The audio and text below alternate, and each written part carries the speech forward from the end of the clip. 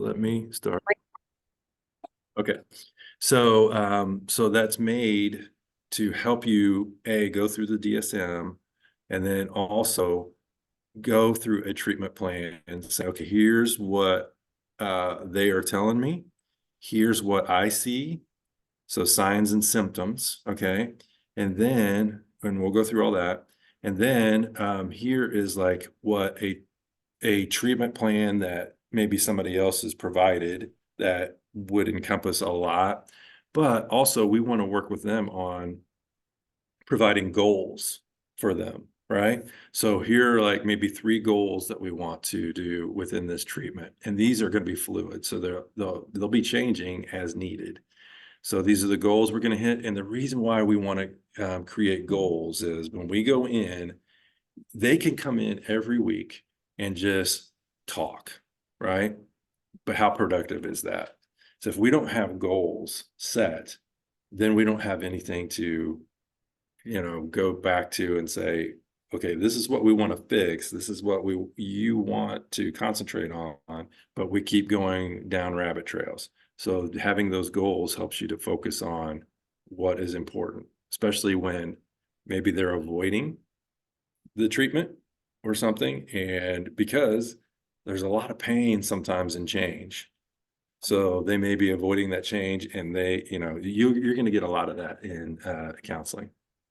So it's being able to help them discover goals and stick to those goals. And then, okay, so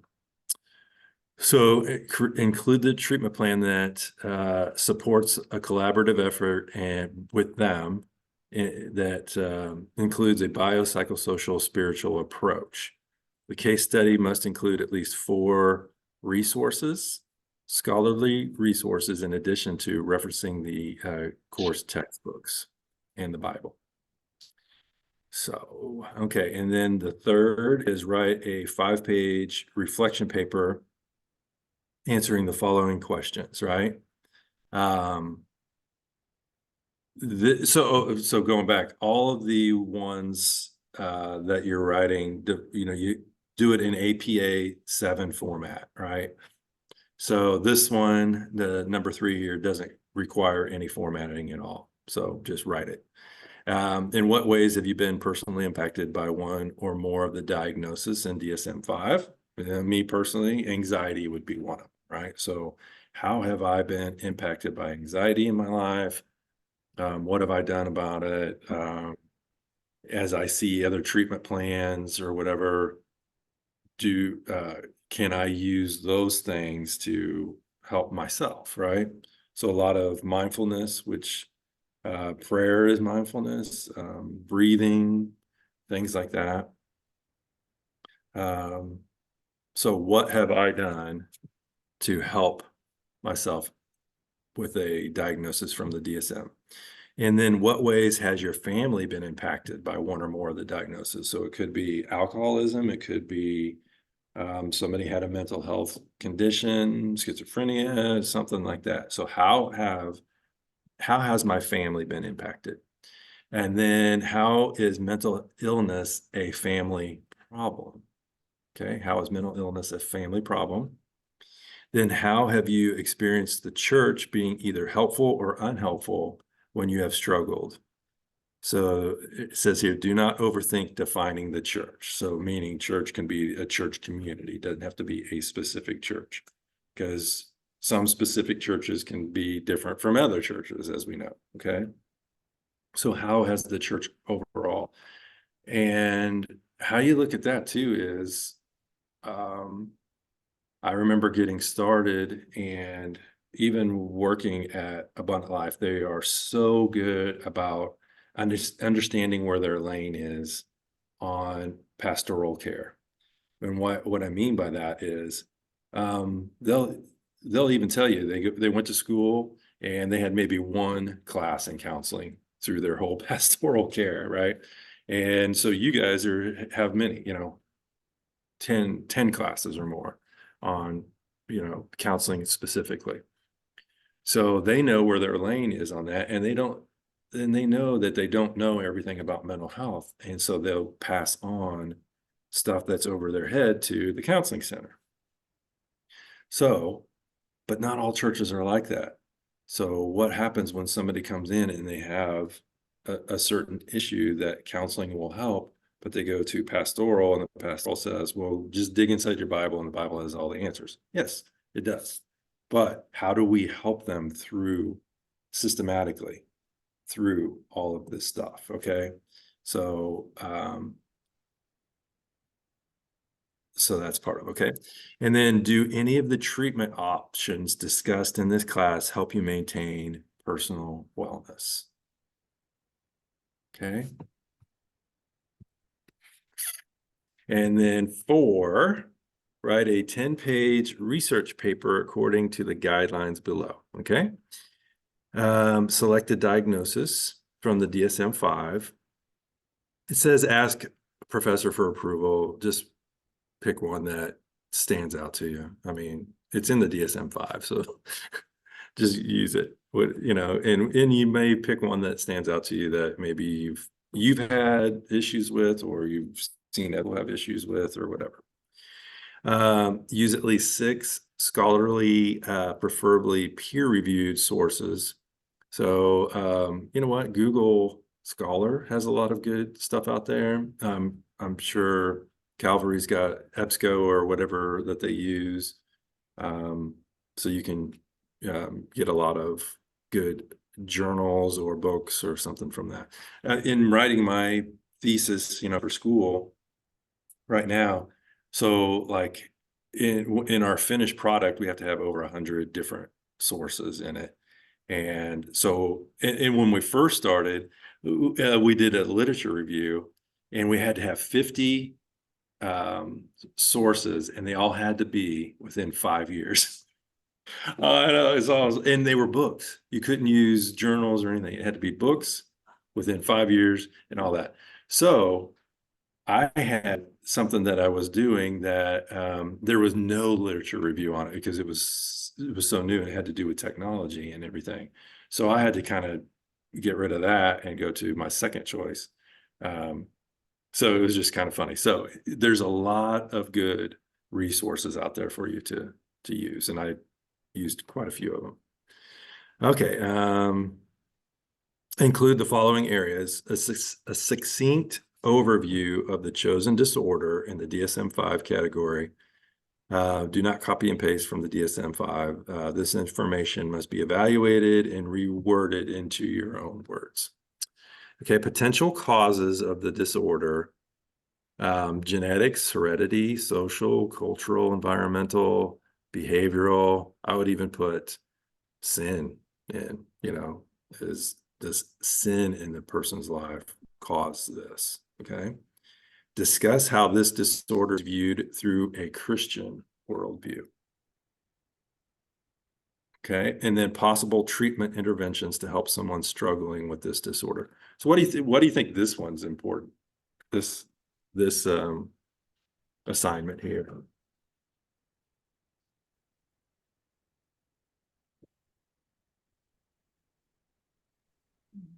It's a good introduction into what we'll be doing, breaking down what we'll be doing. Yeah.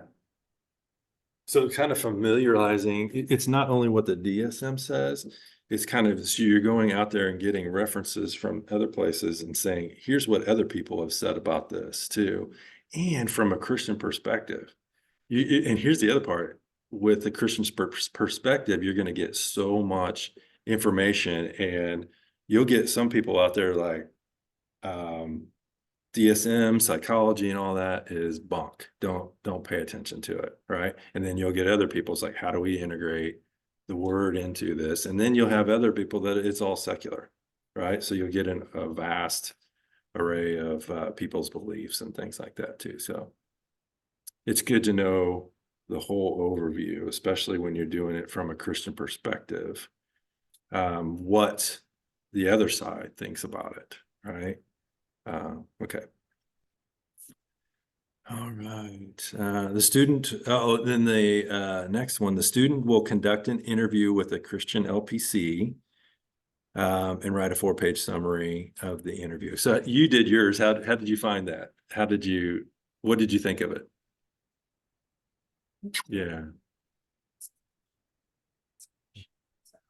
That made it easy for me just to go ahead and interview her, but Yeah.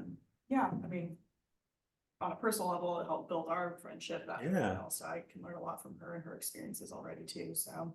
Yeah. But I thought it was really cool to see how, for her, she doesn't work necessarily in a like Christian oriented Yeah. clinic, but she brings that to the table to offer to providers or to others, and I think that's also really important is, you know, you can be in the world, but not of the world. Absolutely. Like her to do that, to have that as an option, whereas other clients see other clinicians Yeah. don't get that kind of perspective in that area that she works at, so. I love that. And so a big part of it too is when you get into this career field, what's the tension between values and beliefs and theory and all that? And so your values and beliefs, so noticing the tension and stuff in it too. So I imagine she's got a lot of that. Mhm. Okay, so there's that one. So then the student will ask the following questions, right? So how does a Christian worldview affect your treatment of mental illness? In your opinion, how are sin and psychopathology related? And then have you found any diagnosis in the DSM-5 challenging to interact with? If so, explain. What was hers? Okay. She wanted interaction with it, and it was just really difficult, so she didn't continue on. Yeah. But I think that was like the only one that she stayed with. She works primarily with individuals who experience trauma. She herself had experienced a lot of trauma in her life. Yeah. So Good for her. Good for her for being able to use what she's been through. Yeah. Sorry she went through it, but she's using it for good now. And then have you found any diagnosis? Okay. And then have you seen the church interact with issues of mental health, both in a positive or unhelpful way? Because there is, people who are experiencing spiritual trauma, right? From churches and things like that too. So, I mean, there's counselors who just deal with that only, you know what I mean? So, I mean, that if that keeps their workload going, then there's some issues out there, right? Then the fun one, the final exam, right? So a comprehensive examinations of all the material covered in the class. This test will include short answers and case conceptualization.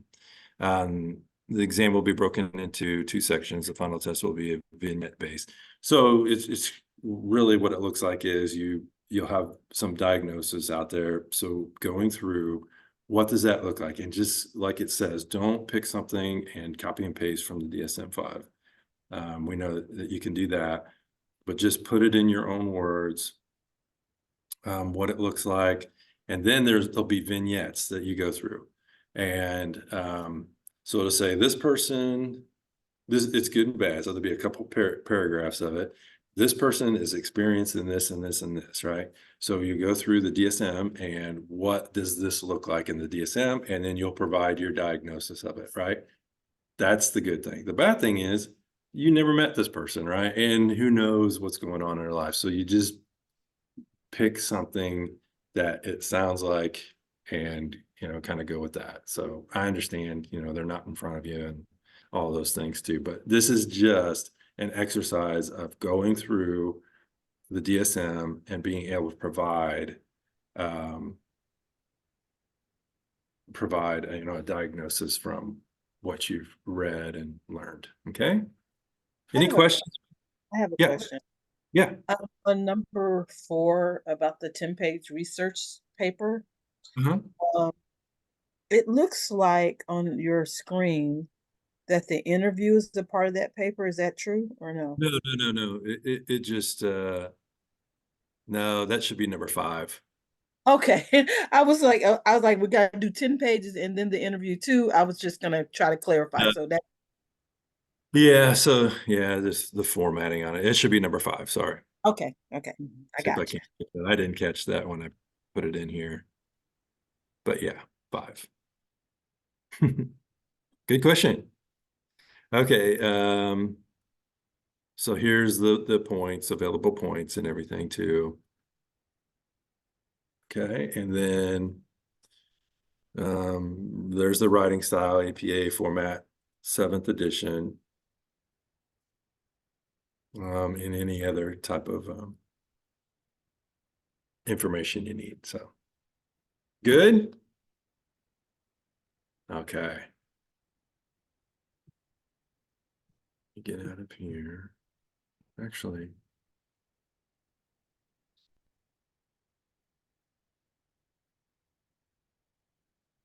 so we won't go through all of these things. Oh,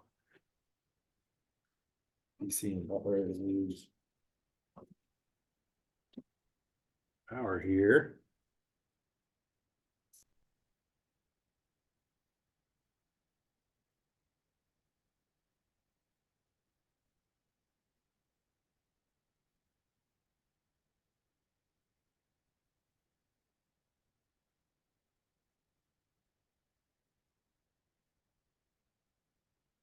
Okay.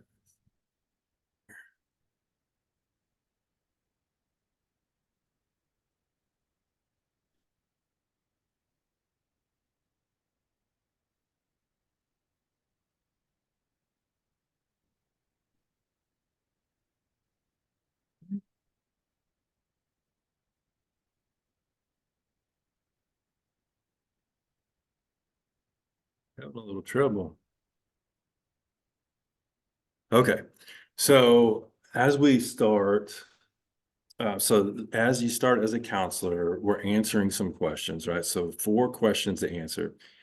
When I get into counseling, am I well? So, and reason why we're asking this is, am I able to provide for people who are coming in to see me? Am I well? Of course, we're not going to be 100% all the time, right? But are we doing everything that we can to keep ourselves healthy, right? Self-care. Um, here's the thing. Here's the thing. You guys are gonna feel like hypocrites sometimes because you're gonna be going through. You're gonna be telling people you should be doing this. You should be. This is what you can do to overcome this, and we're not even doing it in our own life, right? Um, so we have to just be mindful of that, right? Too. So we know what we should be doing some of the time, and sometimes we won't be doing that. Um, for various reasons, right? So the other is, how do I make other people feel? When they come into us, how do we make them feel? Do we make them feel valued? Do we make them feel that they're confident in our abilities, for one? So I will tell you, if you have a piece of pie, the therapeutic alliance, which is how we interact, build that rapport, all of those things, is the largest piece of the pie. 45% of what we do is building up the therapeutic alliance with these people. So, and that goes into how we'll, huh? Are we supposed to be seeing something on the screen or no? Are you not seeing it? No. I think you have to stop sharing your screen and then start it over again. So Yeah. you get stuck. Let's do that. Can you see it? Oh, okay, yeah. Yeah, I see. Oh, Thanks. hey, thanks for letting me know. Okay, so how will I connect with people and who will I bring?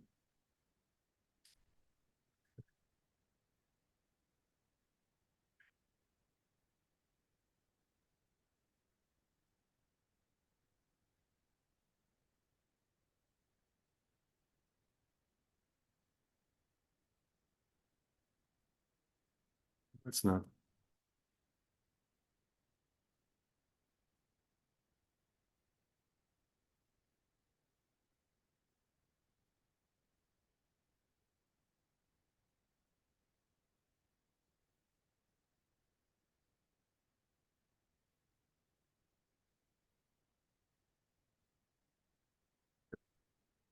And then emotional intelligence is another thing that we want to be able to experience, right? So there's empathy, right? Having empathy for another person. Does anybody know what's the difference between empathy and sympathy?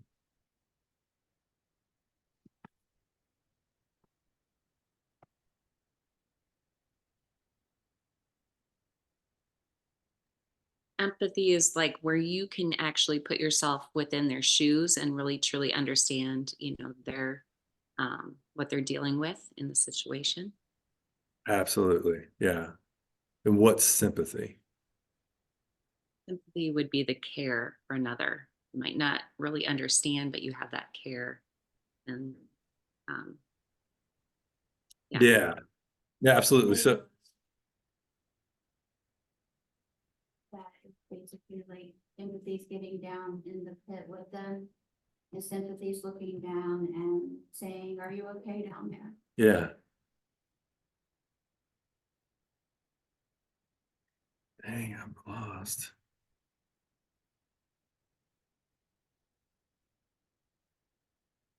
So the difference between empathy and sympathy too is like empathy is feeling with somebody, right? So we're in counseling is feeling with somebody, and sympathy is feeling for somebody, right? So we want to be able, just like in the book of Job, right? So you had Job, and these at the end when the three friends came by, they were just sitting with him and not saying a word. So the important part was the sitting with them, and because they didn't know what to say and they didn't know what he was experiencing and all of those things too. What happened? One of them spoke, right? And they said, well, what'd you do to make God mad, more or less, right? So that just kind of broke everything. He's like going, it was great until somebody spoke up. So sometimes that's what people need, is for people to understand what they're going through and to feel felt and heard and seen and valued, all of those things. And then so emotional intelligence is made up of self-awareness, social awareness. So self-awareness is, what am I feeling in the moment? What's going on with inside me? So understanding, like if I have anxiety that comes up because of a situation, then figuring it out and maybe why or how do I take care of that. Then social awareness, my surroundings and even the people that are around me. How do I come off towards somebody else? How, what I say, what I do, how does that affect others? And then self-management, and we kind of went into that with self-awareness. So self-management, going, how do I manage myself, manage how I interact with others? And then relationship management goes into that. How do I work with the person right across from me in counseling to get the best out of them? So the other part is how I do counseling and stuff. I don't give anybody I don't say, here's what you should do or anything like that. I want them to figure it out on their own. And why do I do that? Why do I want them to figure it out on their own? It's kind of like that same adage about like when you have a child like work to get something, it's more valuable to them and it sticks with them because it's like, I've done that to get this. And so I think it's the same thing with counseling. Absolutely. What were you going to say? Oh, Yeah, so both of you, perfect. Yeah, so they take ownership. If I say this, then I take ownership of it. But the other part, counseling is leadership of others too, right? So great leaders will help people to figure it out on their own, walk either behind them or beside them through this, and then at the end of the day, the person says, "I did this," right? And I was able to overcome this through the Holy Spirit or whatever, however they're moving forward. my work, my walk with God or whatever, how has that changed through this? And helping them to have a better relationship with God through this too is the important part, right? So many times if we have shame or something that stands in our way of our relationship with God, you went through regeneration, right? So that's one of the key things is these issues are keeping us from having a great relationship, right?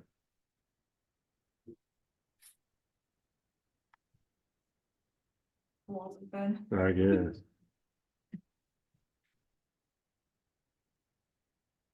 Okay. Sorry, this thing is so slow. And okay, so we went through the syllabus. How about if we take, so we've been going since 8. So let's take it like let's come back at 10 Central Time. So you take about 12 minutes, take a break, and then we'll get back into it. Hey, Doug, just one question. Will you upload those slides later? Well, yeah. Yeah. So we don't need to get all the notes from it because you upload them and we can have them later. Yeah. Yes, absolutely. Yeah, Thank you. absolutely.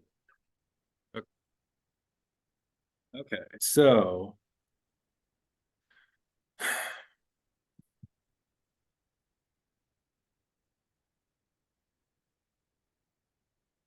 maybe with Zoom on it, it's just a hog or something. It's not.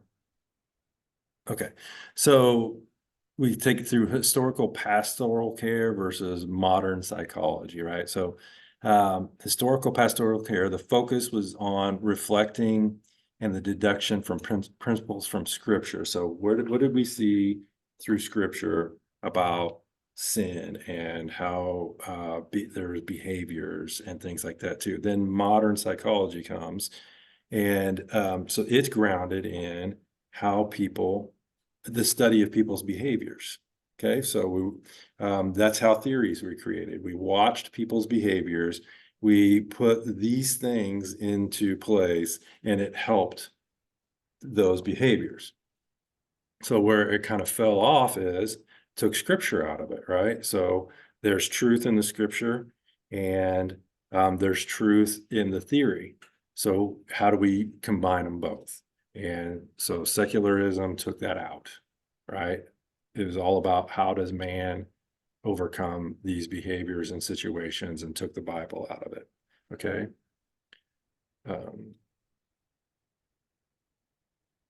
So what are the nature of humans? So we're always striving to be in the image of God, right? And what was the impact of sin? So sin changes our nature and our behavior, and we're responsible for these things, right? So, but we also have weaknesses, and these are changes in our nature or behavior that's with which we may not be responsible for. So we're responsible for our actions and our sin. So sin, God responds with our sin with judgment and grace.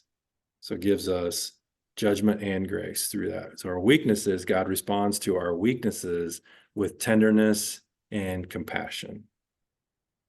And how do those overlap? We live in a world system that perpetuates weaknesses that cause us to sin. Oops.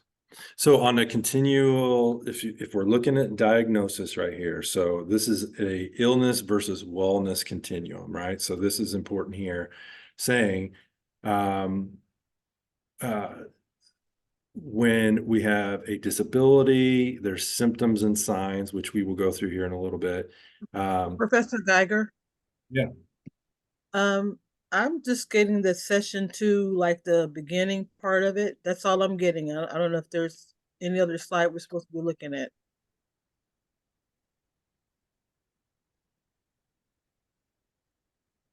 Yeah, I was seeing only the first one too.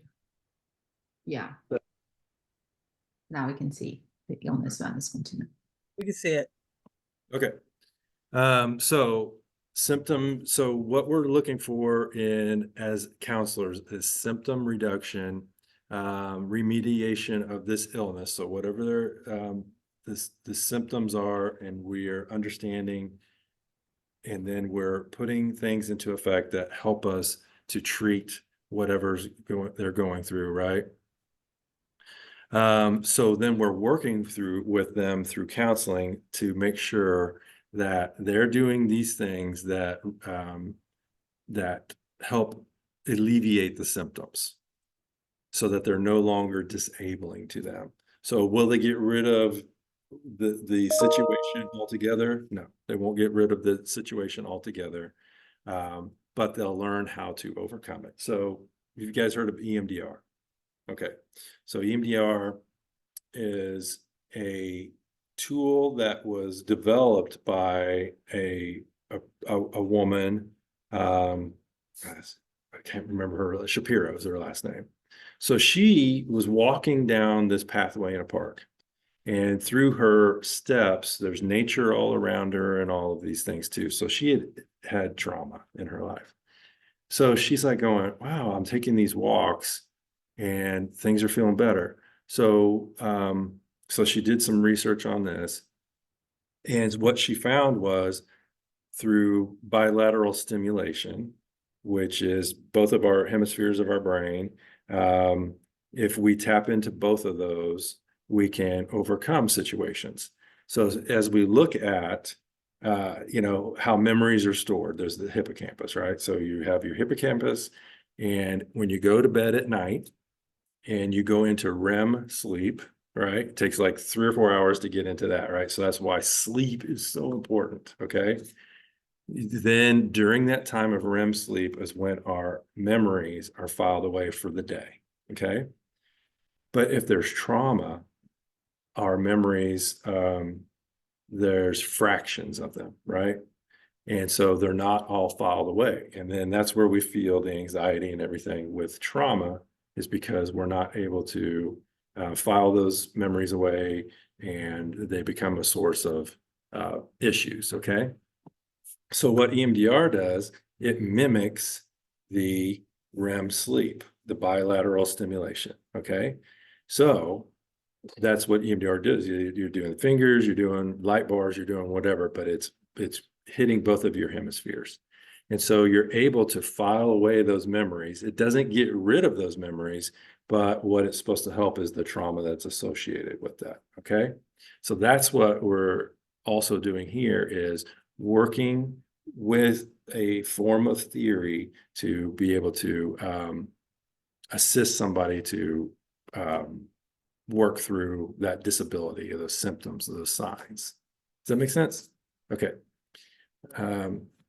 So on the wellness side, we're working towards, we want to get them towards the middle, the neutral point, and then move to the right, where they can have awareness of what's going on with them. They can have awareness that when I have anxiety or something, it may be associated with that trauma that I felt. Then we want to help educate them. So educate them on how, what we're doing, how it works, how, like the EMDR, how does EMDR work, right? So the cool thing about the EMDR is we took what God's already provided, and we're helping them with something that's God provided to us, the REM sleep, all of those things. So we're able to work through that direction. And then we move to total wellness, right? And within that education and holistic, we're working on, okay, what's our spiritual? What's our physical? What is our mental, right? All of these things are forming the person. So what, what's our spiritual life like? What's our time with God like, right? What's our prayer life like? What's our nutrition?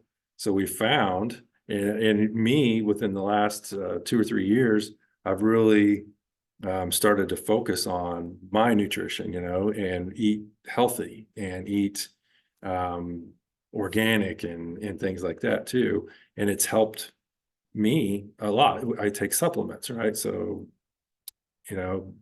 vitamin B, vitamin D, all of these things. Vitamin D helps your mood. So all of these things go into making wellness, making us whole.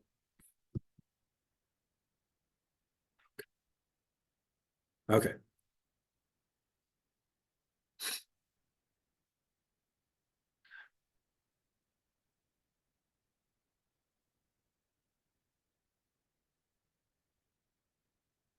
Okay, so as time moved on, how did people work with sin in their life? How did people work with pastors and stuff like that too? Well, it came through confession. So that was the earliest form of counseling, was confession, right? The structure for confession became central to the church by the 2nd century. So standard methods for private guidance and public confession had developed within the church. Then the confession of sin was public and central to the gathering of the church. However, eventually confession became more private by the 4th century, and then someone able to provide guidance. Herein will begin one of the most greatest controversies of the church, right? So counseling kind of started as that, right? So through confession and tell me about what's going on, and then you should do this. So it was always something that the pastor or father or whatever would give them to say, you do these things and it will get rid of that. Well, not really, not all the time. There's sometimes we had to work through things in a different way, right? But it all became, it all started with awareness, right? So what they're saying here is confession was the awareness that something's going on within me, and then I need to get that out and talk to somebody about it. And I'm telling you, even just during counseling, one of the best things is people just talking about it, right? Because you're going along and you talk about something, and then you say it, and then it's out there, right? So it's like, wow, even me hearing these words, I can understand why this is a situation in my life or something, right? So you'll have a lot of people in counseling that are verbal processors. So as they're talking, they're processing. And so that's good. You let them kind of talk through things, and you guide them through that.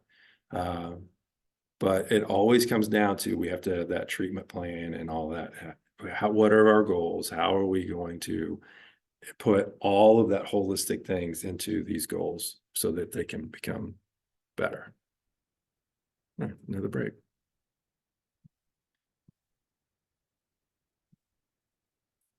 Okay, so we'll kind of get into the DSM, what it looks like, right? So there's 2 systems, like the World Health Organization has an international classification. So if you guys have your DSM, you can look at these numbers in here with all the diagnosis, right? So that we'll go to, let's find a diagnosis, all right?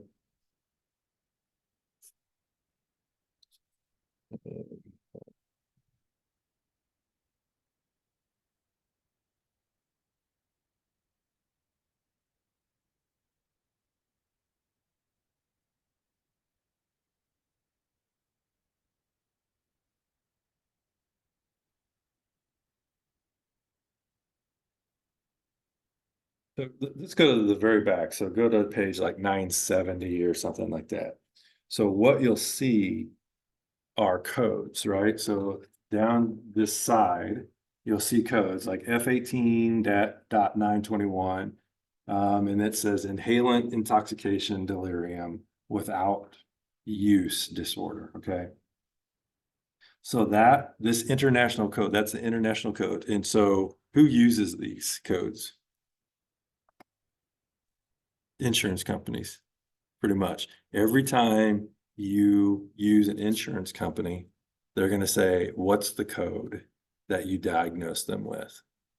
And what they use those codes for, could use it for a lot of things, right? But mainly, like when insurance companies pay something out and they say, okay, the code is general anxiety disorder. If you look that up, you'd have a code for that. And So they'll say, well, with general anxiety disorder, if you're using CBT, it should take 8 weeks to fix, right? We all know that that's not, but that's all they're willing to pay for, right? Right. So, but anyway, these codes help insurance companies, but they're also there to, to when you do a diagnosis is to go out and do treatment plans and stuff like that too. So software, there's software out there, even software that we use at Abundant Life, it's called Therapy Notes. You go through and you're doing a treatment plan, and then you put in what you feel the diagnosis is, and it comes in with that information. Okay. So,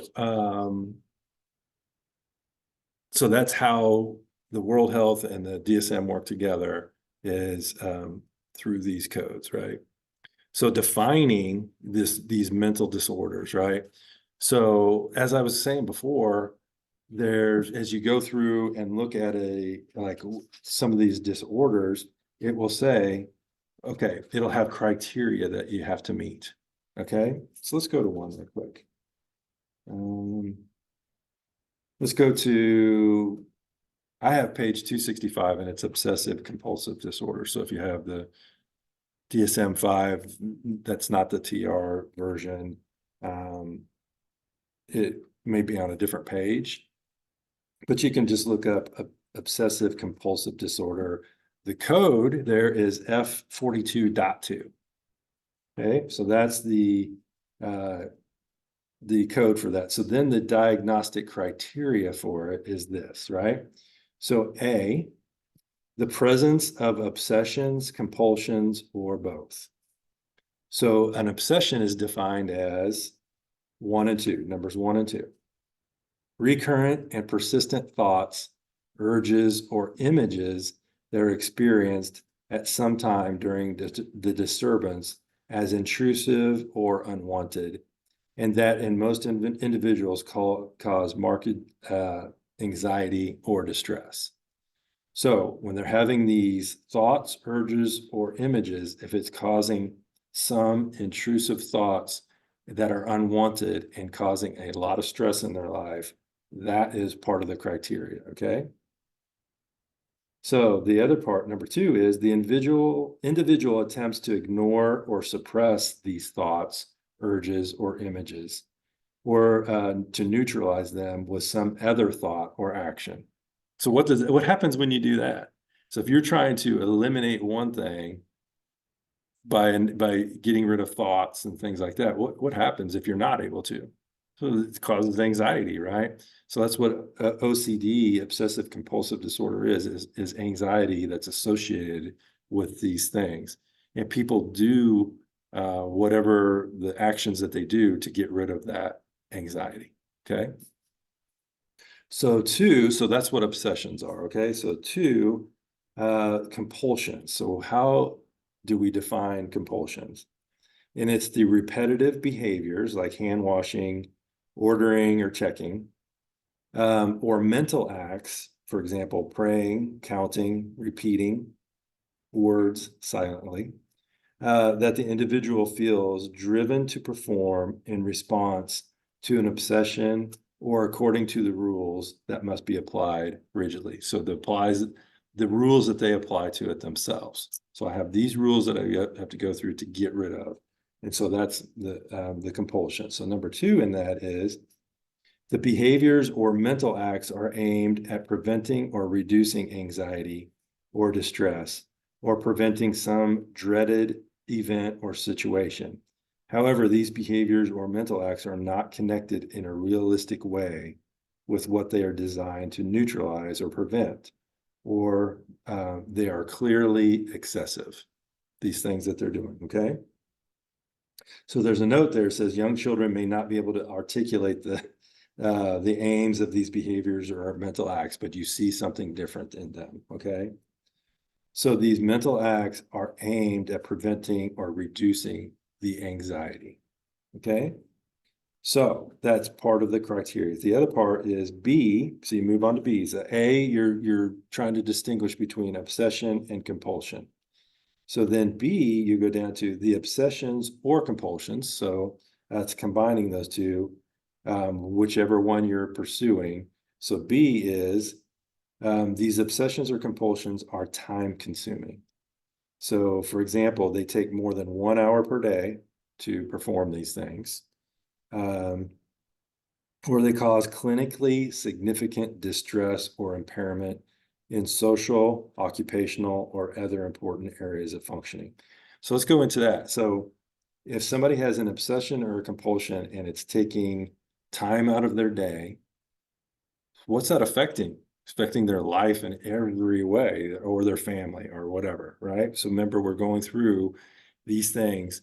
What's the effect on our job, on our life, on our family, on our relationships, right? So that's one thing that we're looking at. Does it have significant issues with those, okay? So the obsession or compulsions are time consuming or cause clinically significant distress or impairment. So we're looking at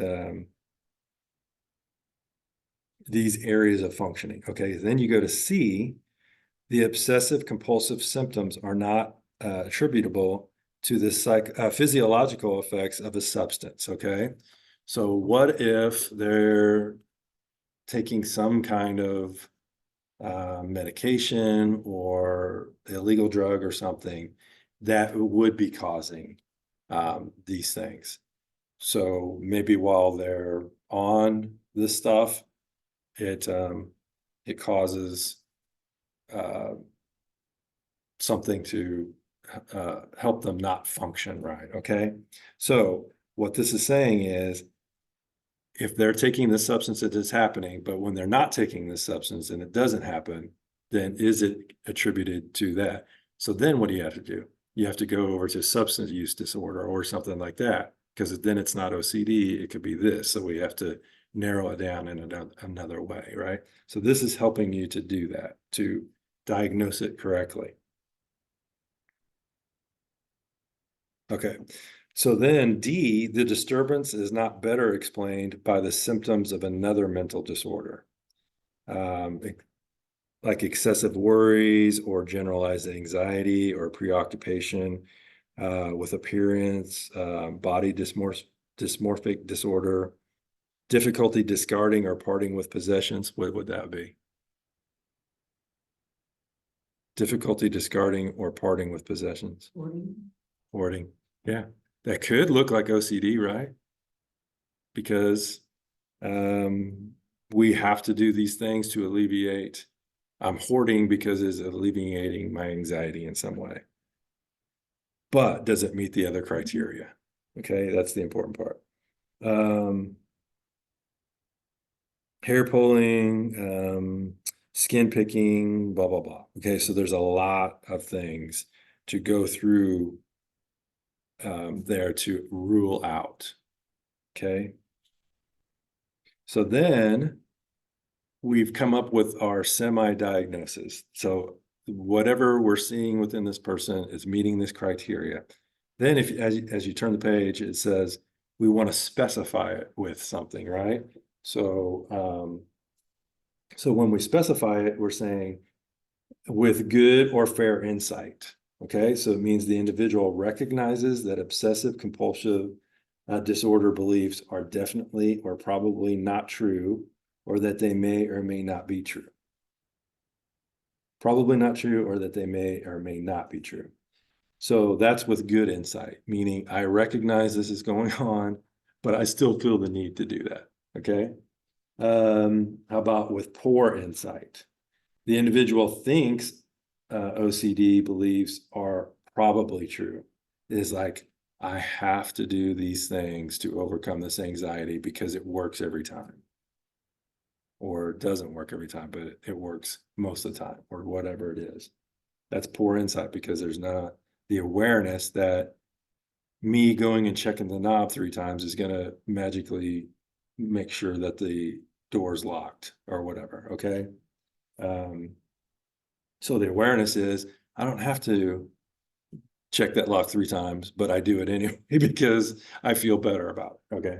So then the last one is with absent insight or delusional beliefs, The individual is completely convinced that obsessive compulsive disorder beliefs are true.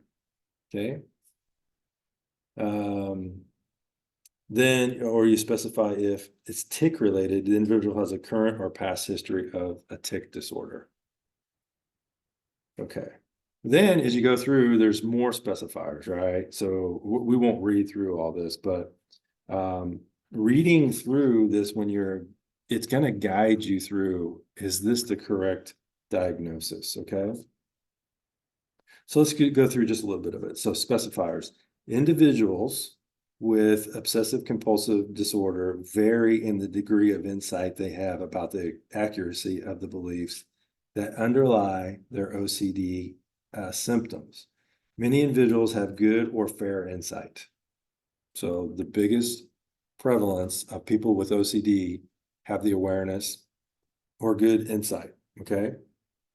Some have poor insight. And then it gives you the prevalence of it, right? Individual believes that the house will probably burn down if the stove is not checked 30 times.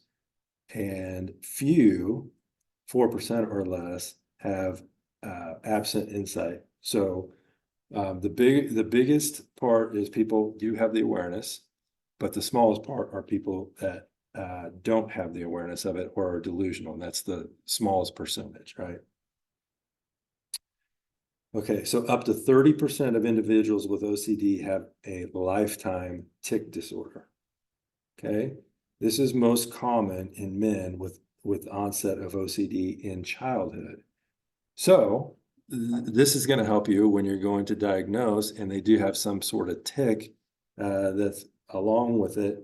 And then maybe they were diagnosed that with a child. So this is even helping you diagnose this even more. See what I'm saying? So when they do, it's kind of like, you go to the doctor, trying to think of something.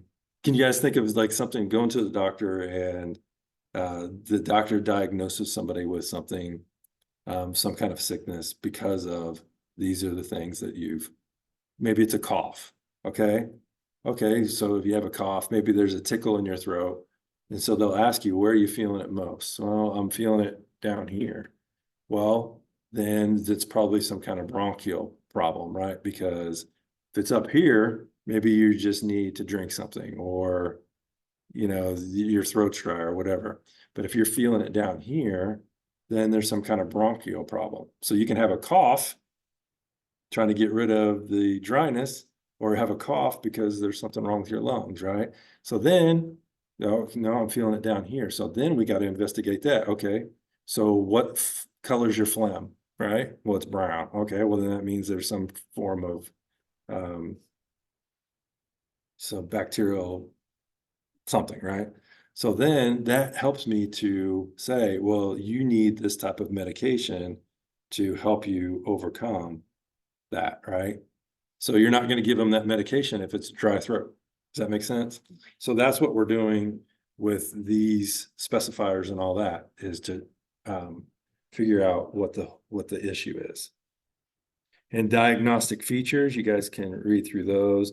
And then associated features, what are the physical issues that we're having with these things? The anxiety that I'm having, the physical experiences. So you're diagnosing these things, and they're going along, they're saying, these are the physical things that I'm having too. So you can go through and look at this. Oh yeah, this works, so what they are telling me physically that they're experiencing, it's in here. So that even helps me to even further diagnose them with OCD. Then you come down to the prevalence. So this is the 12-month prevalence of OCD in the United States, 1.2%. Why is this important? Why is that number important, you think? Well, if you're diagnosing 50% of your clients with it, maybe you need to make sure you're following the criteria. Absolutely. Yeah, perfect. Yeah. So what she said was, if you have people coming in and you're not an advertised OCD specialist or anything. You're just run of the mill counselor, and you have all these people come in and you go, oh, they have OCD, they have OCD. And 50% of your people are you say have OCD. Well, you look at the prevalence, and the prevalence of OCD in the United States is 1.2% of the population. So you're probably not correct on your diagnosis on all of them, right? So 12-month prevalence, 1.2% in the United States. So then it even goes internationally, including Canada, Puerto Rico, Germany, Taiwan, and so on, New Zealand, 1.1 to 1.8%. So women are affected at a slightly higher rate than men in adulthood. So adulthood, although men are more commonly affected in childhood. So if they're diagnosed as a child with it, that was probably a pretty good call, right? Because they're more affected of it within childhood than they are later in life. So the development and the course. So in the United States, the mean age of onset is 19 and a half years. Why is this important to have this number? Because if And they then, say, oh, go ahead. if they say that they got it around 19 or 20 years old, then you kind of know it's possibility that they may be, that may be one of the things indicating that they may have OCD. Absolutely, yes. So the thing here is, so if they're coming to you and they're 50 years old and they're saying, and you're kind of diagnosing them with OCD, it's probably not that, because they probably would have been diagnosed with it earlier in their life. And so this just happened. Had somebody come in and had a family member that they believed had schizophrenia.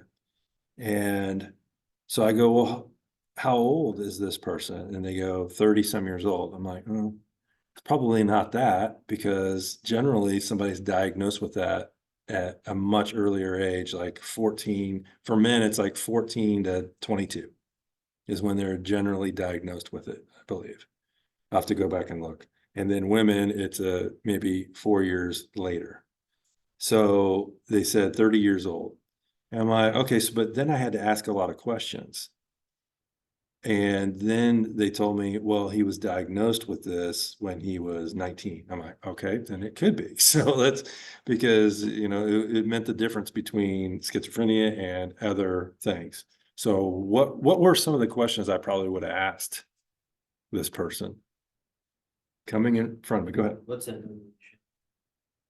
Say what? What symptom position? Yeah. So what symptoms is this person? Yeah. Is there genetic history and inheritance? Perfect. Yeah. Good job. Anybody else?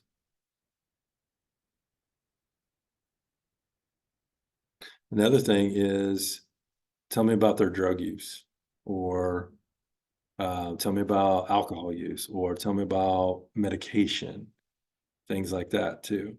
Okay. So there's a lot of questions you go through. And then guess what? There's assessments that the people can take. That even narrows it down a lot for you. Okay. But that's not, so like assessment, somebody can do an assessment. We don't just take the assessment's word for it, because people can manipulate through questions and things like that. But we take that as part of it. Okay. So we move on to, let's go through a little bit of the development, of course. Okay, so in the United States, the mean age is 19 and a half years, and 25% of the cases start by age 14. So that's very important. Onset after age 35 is unusual, but does occur. Men have an earlier age onset than women. Nearly 25% of men have onset before age 10 years. The onset of symptoms is typically gradual. However, acute onset can also occur. So meaning they could automatically have it, but generally it's a gradual thing, okay, that they experience. If OCD is untreated, the course is usually chronic. Often with waxing and waning symptoms. Some individuals have an episodic course and minority have a deteriorating course, meaning they just have episodes, maybe just a little bit at a time. So with others, when it says deteriorating, it's kind of a constant and ongoing, but it could be deteriorating.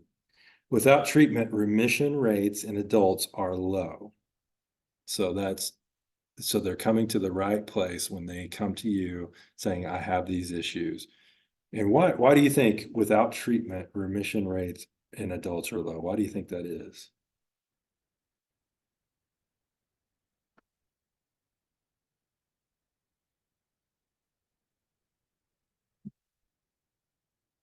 Why do you think the remission rates are low? If the onset is early, then this is a long habitual process without any interventions. Yeah, that's great. Absolutely. Yeah. So this has been an accumulation of something over time. And it's hard to overcome that because it really becomes part of you then.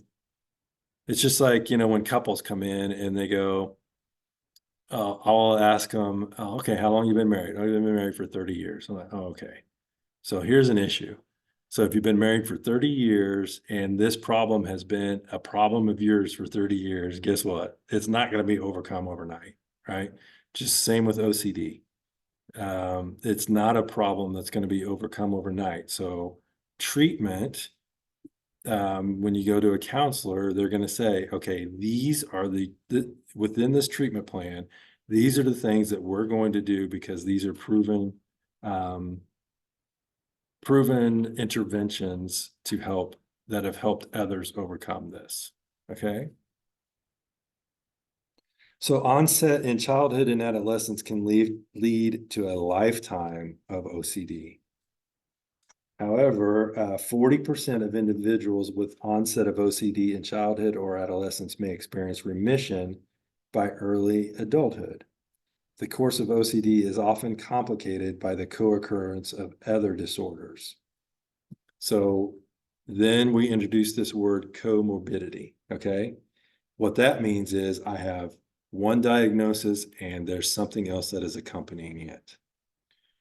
And a lot of times I have this diagnosis of maybe generalized anxiety or disorder or whatever, and the comorbid diagnosis with it is maybe alcohol use or drug use or something like that is causing the anxiety. So guess what? Then we have to treat both of them, not just the anxiety. We have to treat the substance abuse too, or use. So, okay, so then under compulsions are more easily diagnosed in children than obsessions are because compulsions are usually observable. Okay. However, most children have both obsessions and compulsions, as do adults. The pattern of symptoms in adults can be stable over time, but is more variable in children. Some differences in the content of obsessions and compulsions have been reported when children and adolescent samples are compared with adult samples. These differences likely reflect content appropriate to different developmental stages. Based on parental report of the behavior, the parent reports my child is doing these 5 things. Yeah, You didn't see it. Can you use that report from the parents? you can. So, we haven't gotten to this one part yet, and there's things called, no, that's good, because there's signs and symptoms, right? So signs, well, we'll get into it, but signs are what we see, symptoms are what they observe or what they have of themselves. So signs, that goes along with the parent saying, this is what I'm seeing in them. Just like that person that said, I know somebody that may have schizophrenia. Well, this is the reason why I say that is because of this, because they display signs of that. So then we want to go, okay, we want to pull in that 5-year-old kid. Tell me about, when this happens, what's going on inside, right?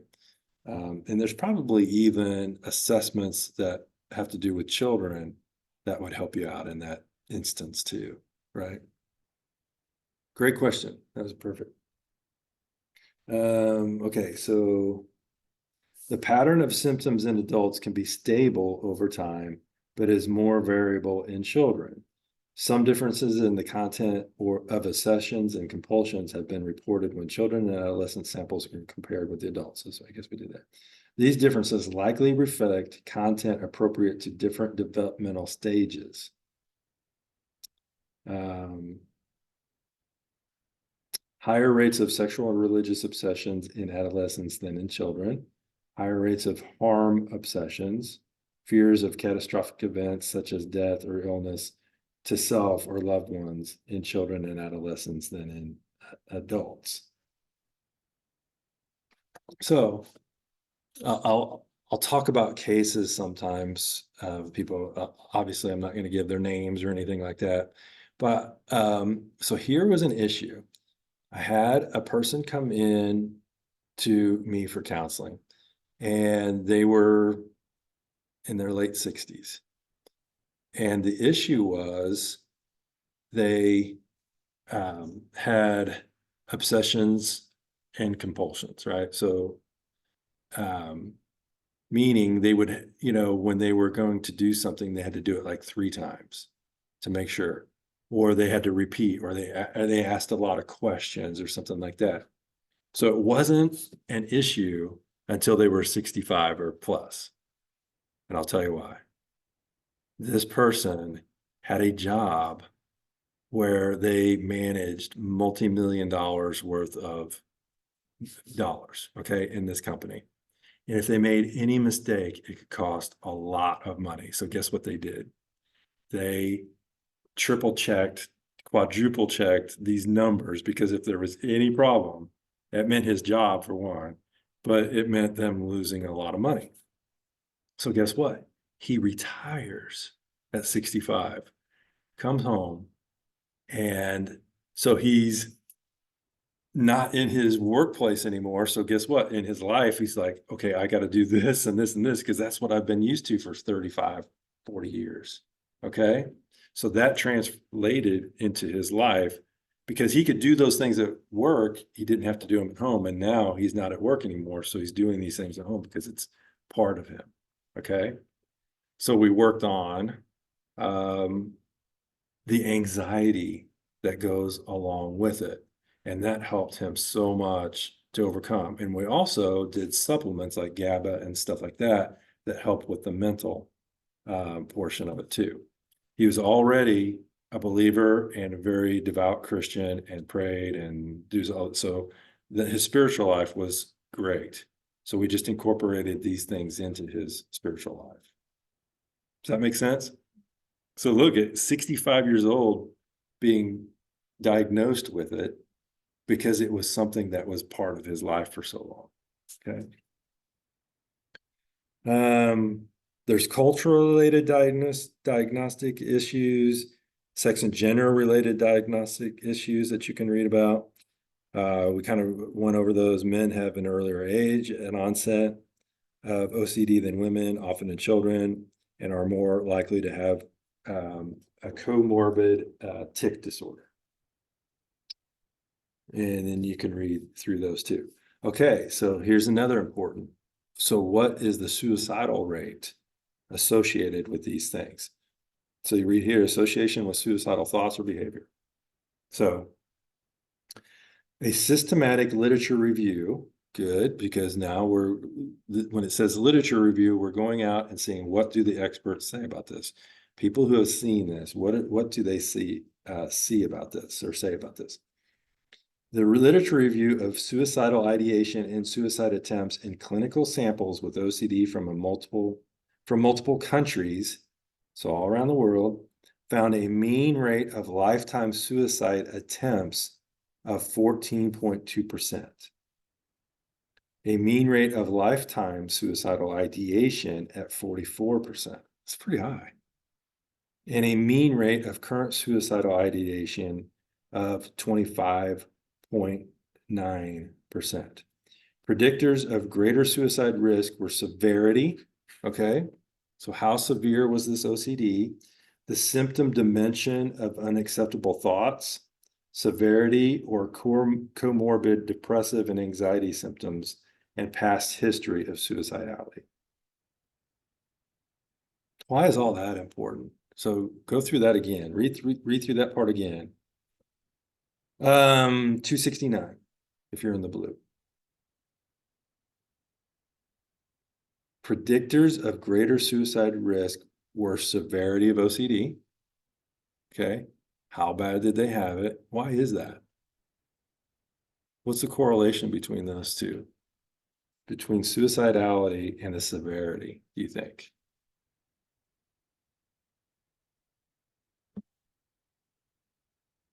Hopelessness of Yeah. the diagnosis, the symptoms and that.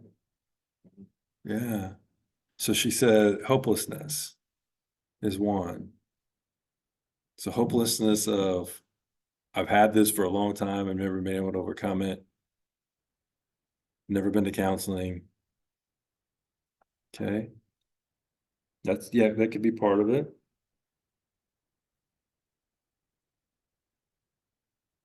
A feeling of lack of control over the situation. Yes, absolutely. Oh, absolutely. Lack of control. Yep. That's good.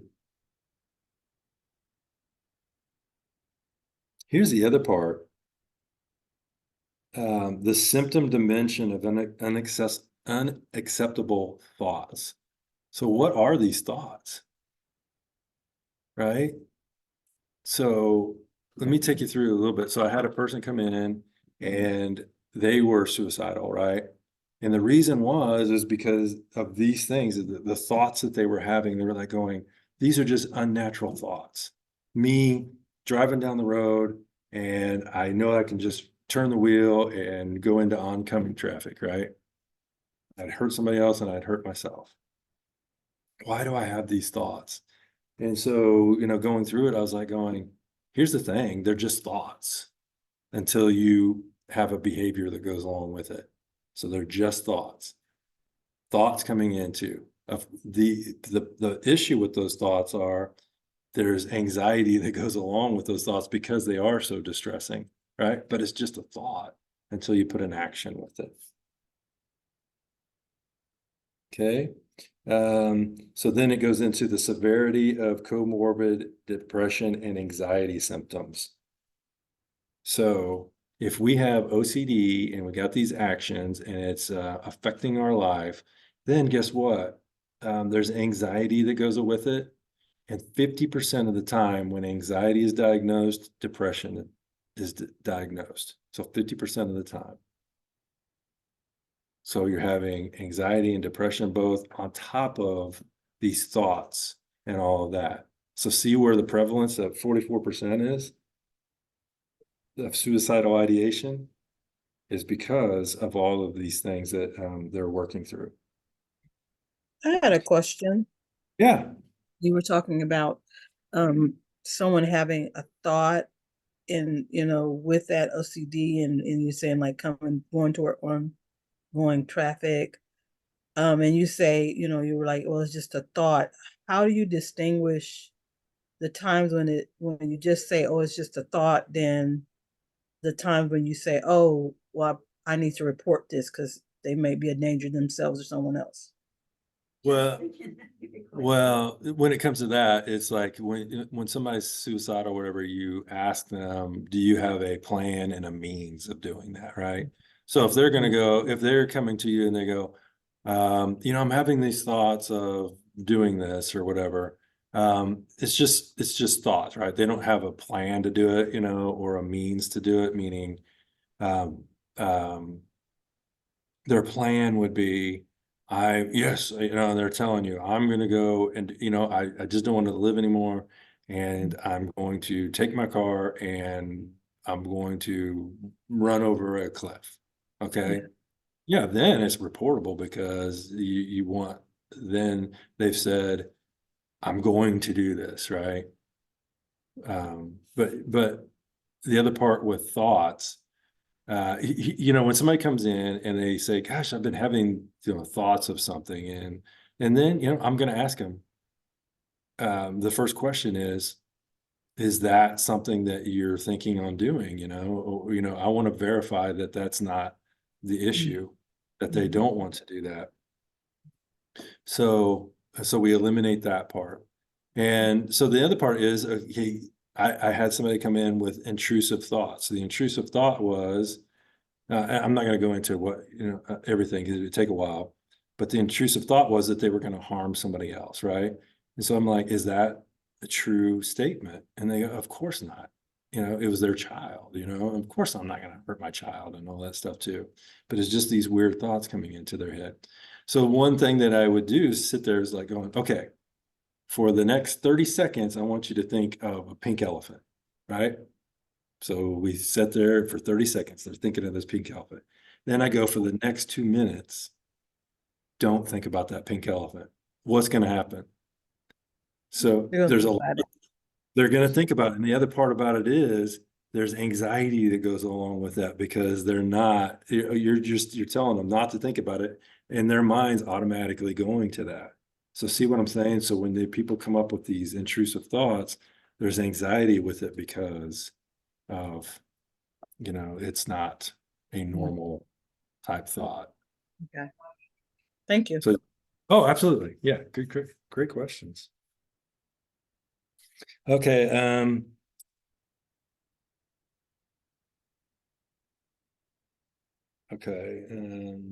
Okay. Functional consequences of obsessive compulsive disorder. Okay. As we go down. OCD is associated with reduced quality of life as well as high levels of social occupational impairment. Why do you think that is? OCD is associated with a reduced quality of life as well as high levels of social and occupational impairment.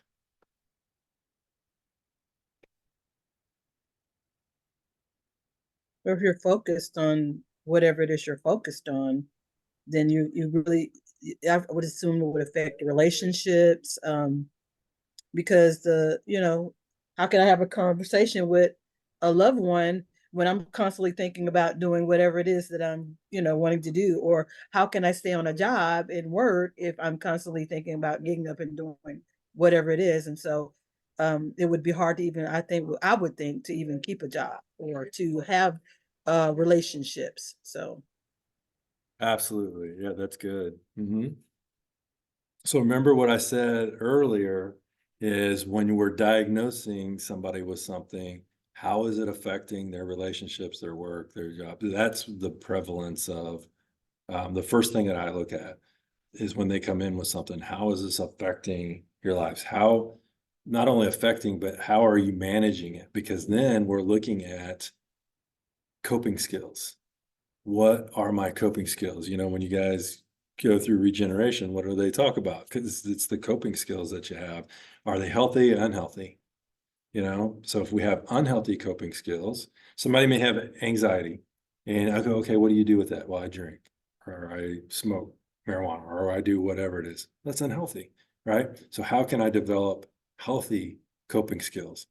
Here's another thing is if you have somebody who's addicted to something, the biggest issue is if you take that addiction away from them in some way, it's going to be replaced by something else.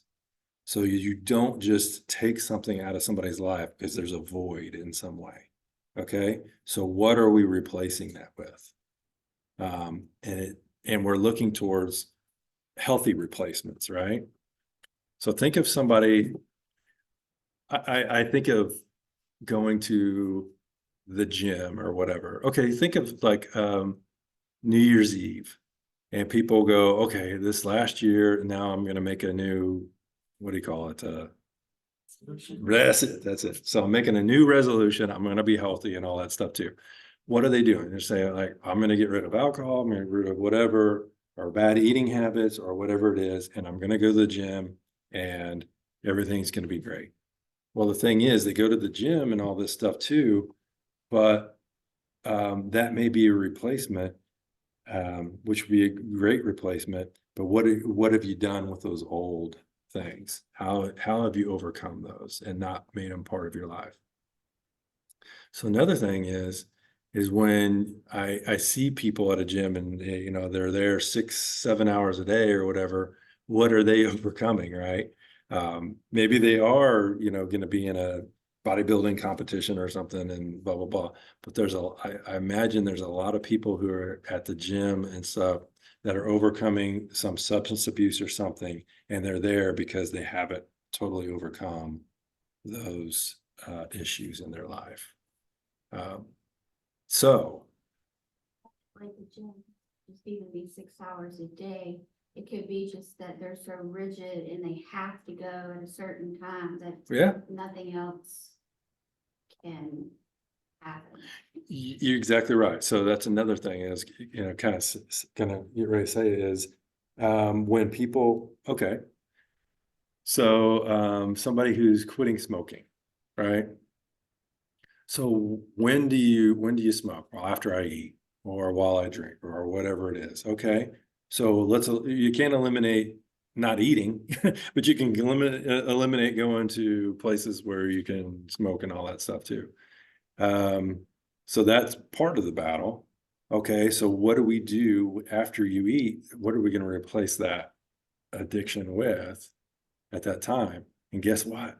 There's going to be anxiety and all kinds of things that go along with that replacement.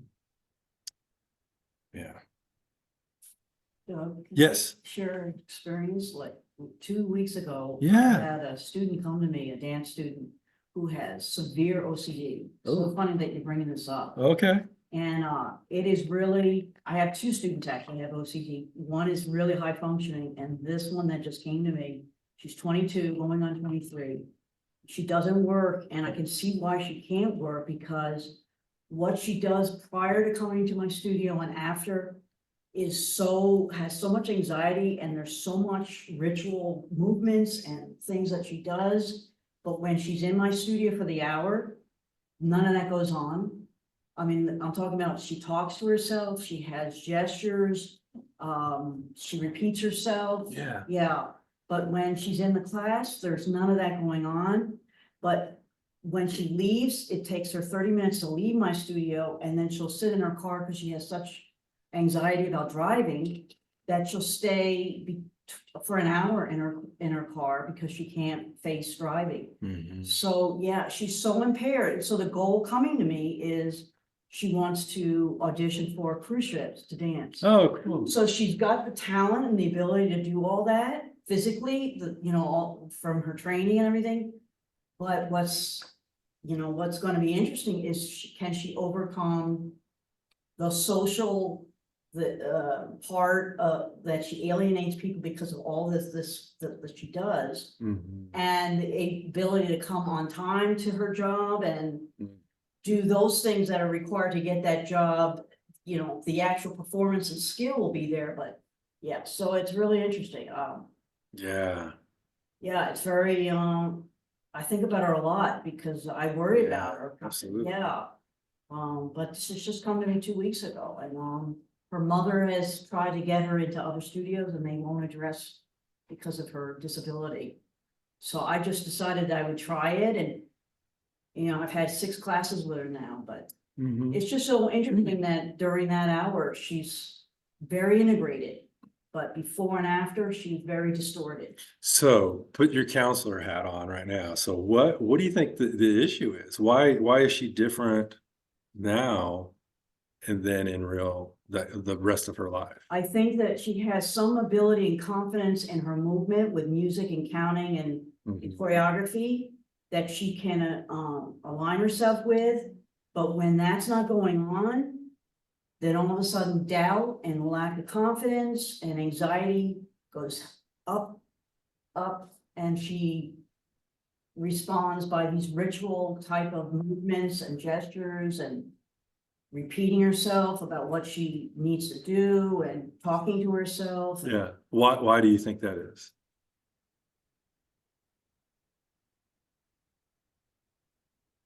she's been doing it for a long time, right?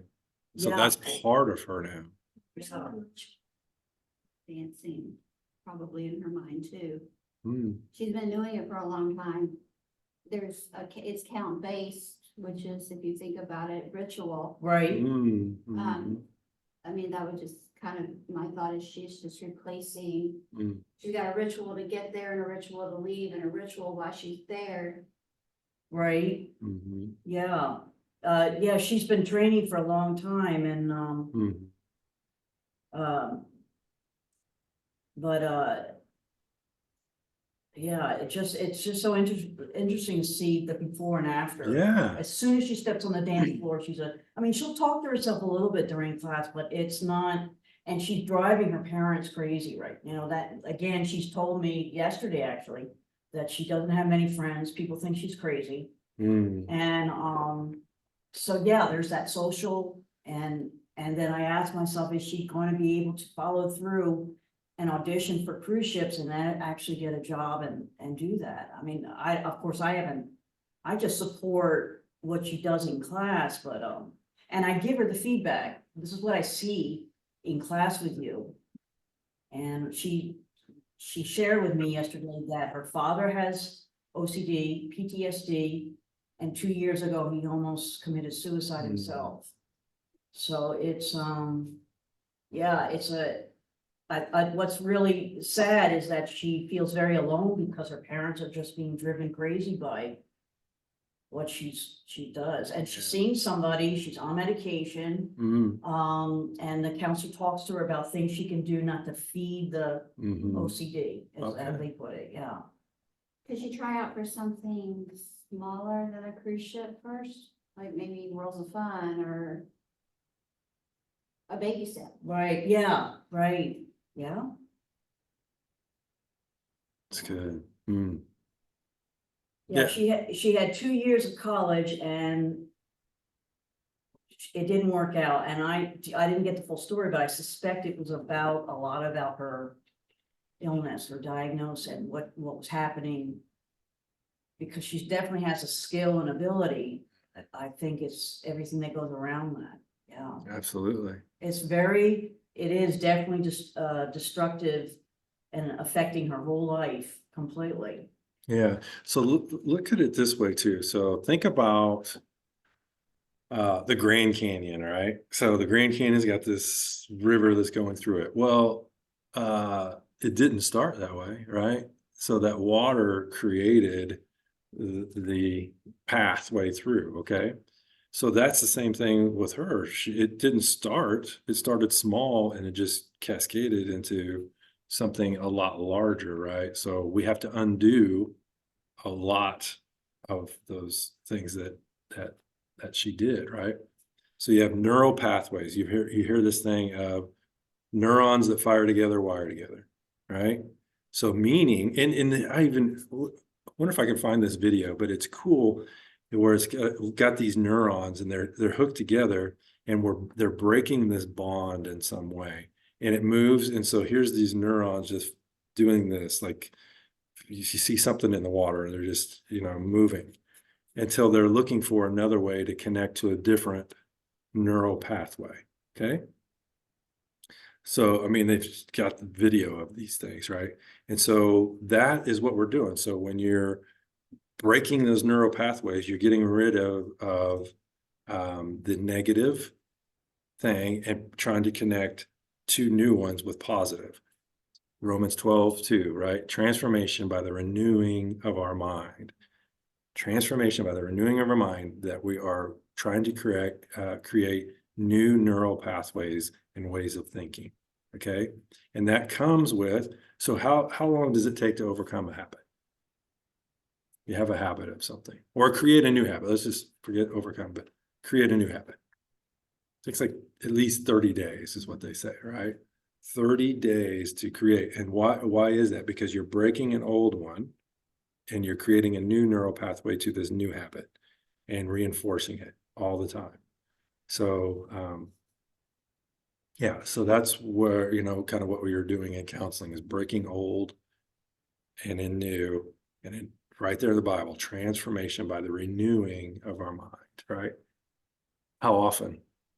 Daily, right? It's not you just do it like that. Transformation by the renewing of our mind is you put on the full armor of God daily, right? So we're not just doing it one time. One time doesn't do it. We're doing it every day. So it's good. Any other thoughts? Okay, so functional consequences. I think we were reading that. Impairment occurs across many different domains of life and is associated with symptom severity. So however big the problem is the impairment that we're going to experience, just like this lady dancing, right? She has severe impairment, so it's going to affect more than just one part of her life. It's affecting many areas of her life. So here's another thing. Avoidance of situations that can trigger obsessions or compulsions can also severely impair functioning. Why is that, you think?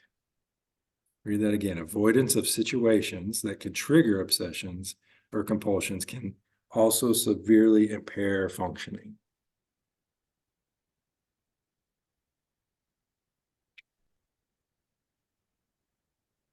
Why is that? Is it called the Yerkes-Dodson law? Like as you avoid, the symptoms become greater over time Yeah, because you're not dealing with the issue. absolutely. Yes. In what you just said there, greater over time, right? The more that we do it, the more it becomes part of us, right? So those neural pathways, they're being fused together. Okay, here's another part where it says avoidance of these situations. What happens then, right? So if I have to avoid one situation because of anxiety or whatever, there's probably multiple things that I'm avoiding. Work, when it becomes avoiding work or something like that too. When I have, high anxiety of something, I know I avoid things. So I have to overcome that by not avoiding, right? But there's high anxiety. So I better have some good coping skills and ways of overcoming that. But avoidance can cause high anxiety, and 50% of the time, what goes with anxiety? Depression, okay? Because when we avoid things, we stay out of community, we stay out of relationships, we stay out of a lot of things, and then that's what even perpetuates issues. Go ahead. I think a lot of it's also based on experience or perception of the Yes. situation. They experienced the situation this way and they had a bad encounter, Yeah, so that experience kind of has that trauma. So I think avoiding that's probably why they avoid it, because of a threat. absolutely.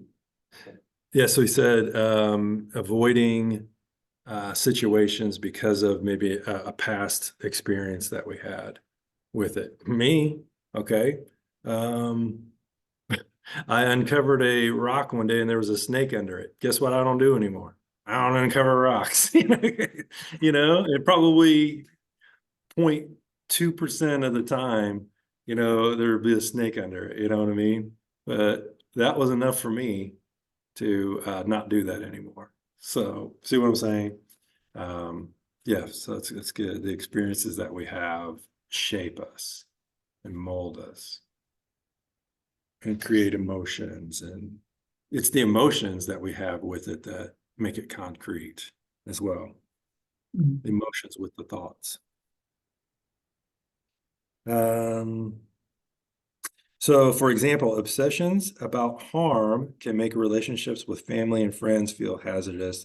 The result can be avoidance of these relationships. If we feel we're going to be harmed or endangered in some way, we will avoid those situations and relationships. Okay, so here's the important part, okay? So we're going through, we think, oh, we've got this. We're having a diagnosis of OCD with somebody because they display all of these actions and everything too. Then we come to the end, okay, so we're going to rule out some things. So this is the important part, is what do we rule out or what do we say they have with it, okay? That's comorbidity. That's such a hard word. But what's the differential diagnosis means? What can we diagnose instead of? Okay. So instead of OCD, can we say it's an anxiety disorder? So with these anxiety disorders, you can have reoccurrent thoughts, right? Avoidant behaviors. Yeah. You can have repetitive requests for reassurance can also occur in an anxiety. Why is that? Repetitive requests for reassurance. That's a lot in relationships, right? So you can have attachment, you can have anxious attachment. And somebody with an anxious attachment wants to feel what? They want to feel safe, secure with that person. So we're always, and it's called proximity seeking. How close are they to us? Is this person going to be there for me? So that's the reassurance that we need. I mean, you'll see people in different, when you go through attachment, there's 3 to 4 different types of attachment, depending on what's going on. There's anxious attachment, secure attachment, avoidant or dismissive attachment. So what are the hallmarks of those, right? So what makes it us anxious within? It could be the way we grew up. We didn't have the environment of secure attachment, trauma, all kinds of things that happened, okay?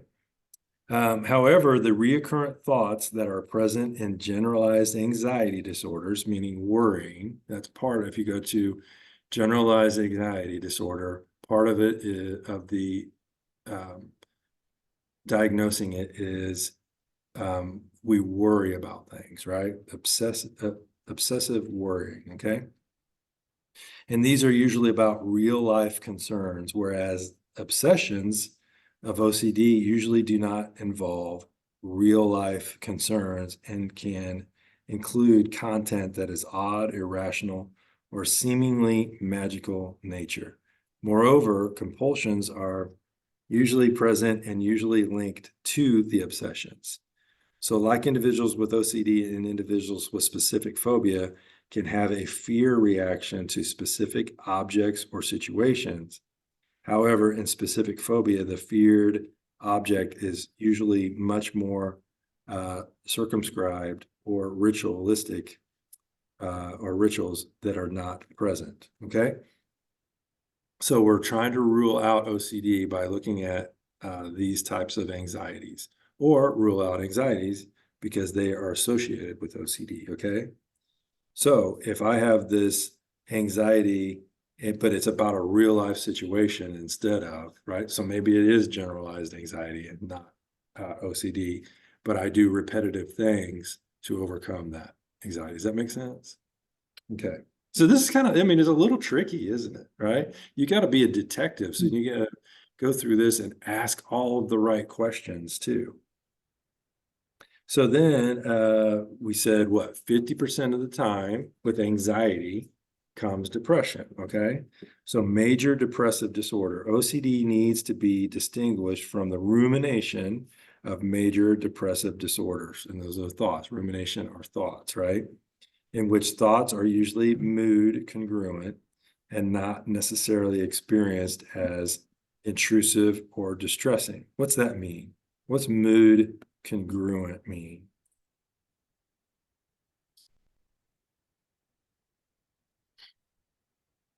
It compares with the situation.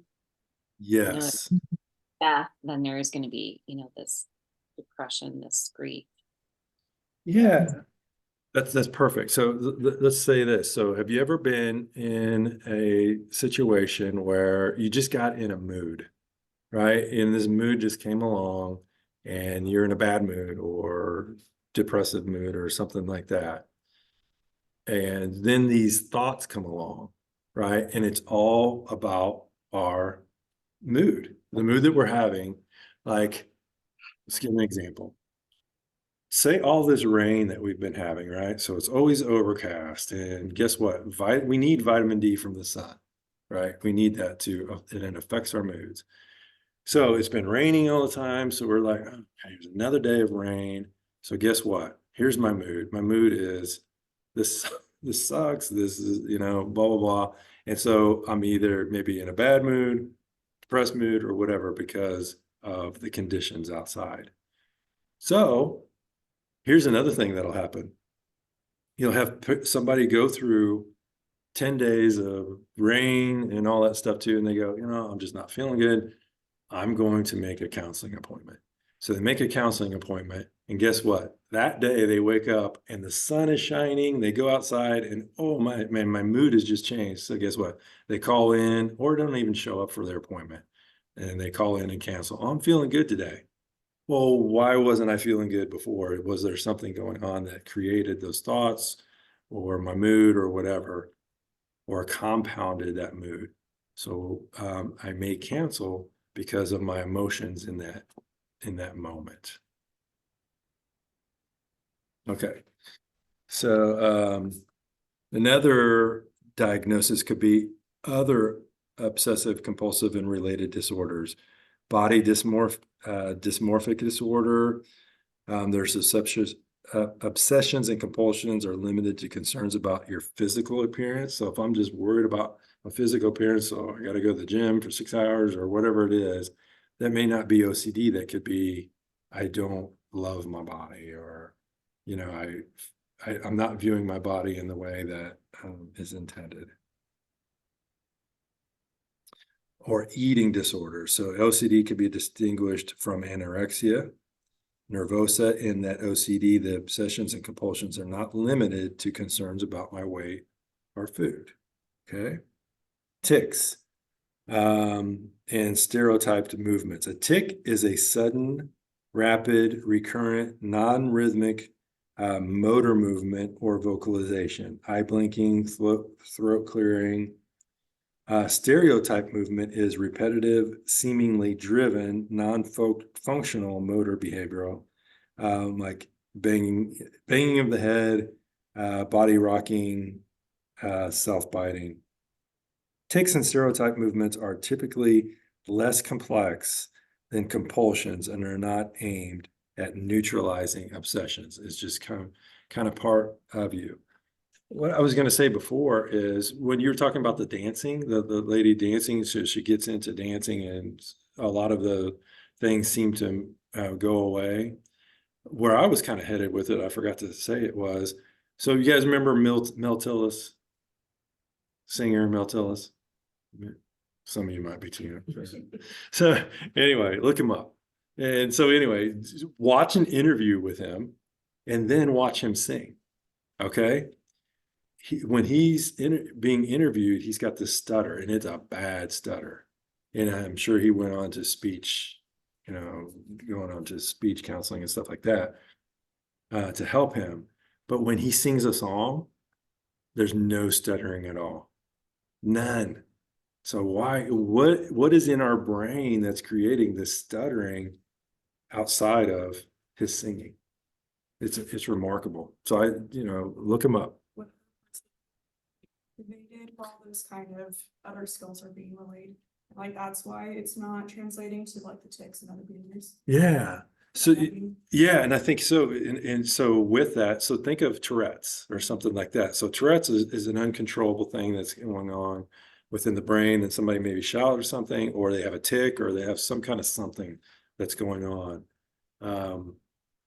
But during certain things, they don't have that, right?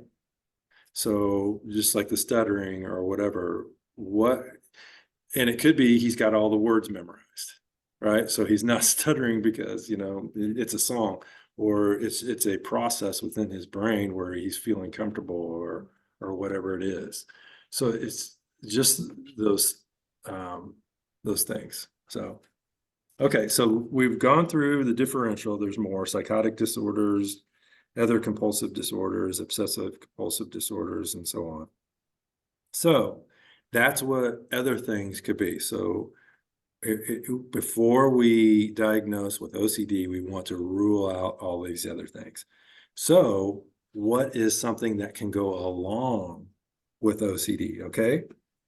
Yeah, absolutely. if they have anorexia?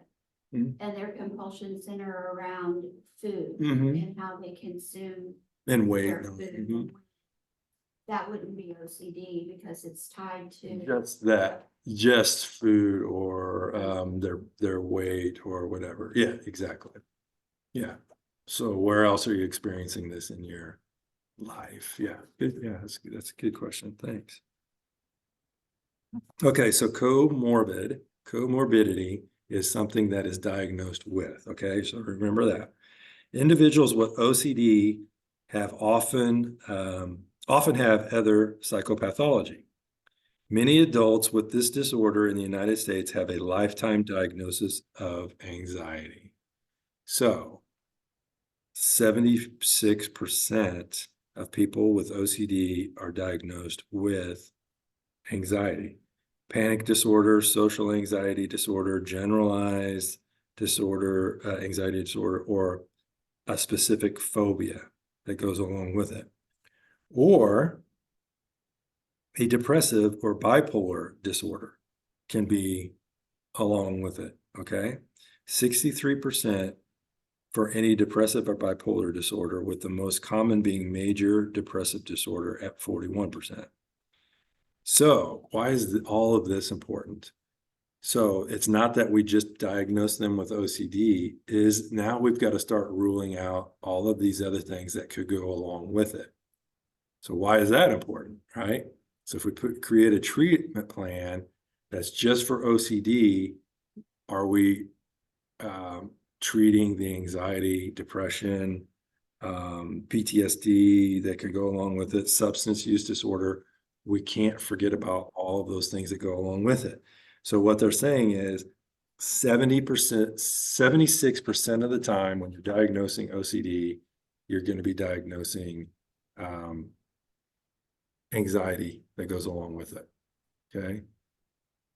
So it's important to understand what could go along with it. So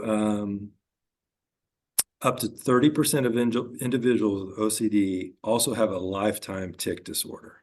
Okay. A comorbid tic disorder is most common in men, with the onset happening in childhood.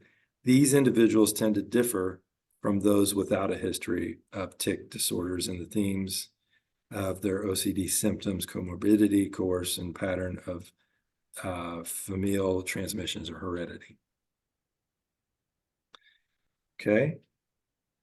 Several obsessive compulsive and related disorders, including body dysmorphic disorder, trichotillomania, that's a tough one, and excoriation, skin picking. The first one is hair pulling. The second one is skin picking. Also occur more frequently in individuals with OCD than in those without.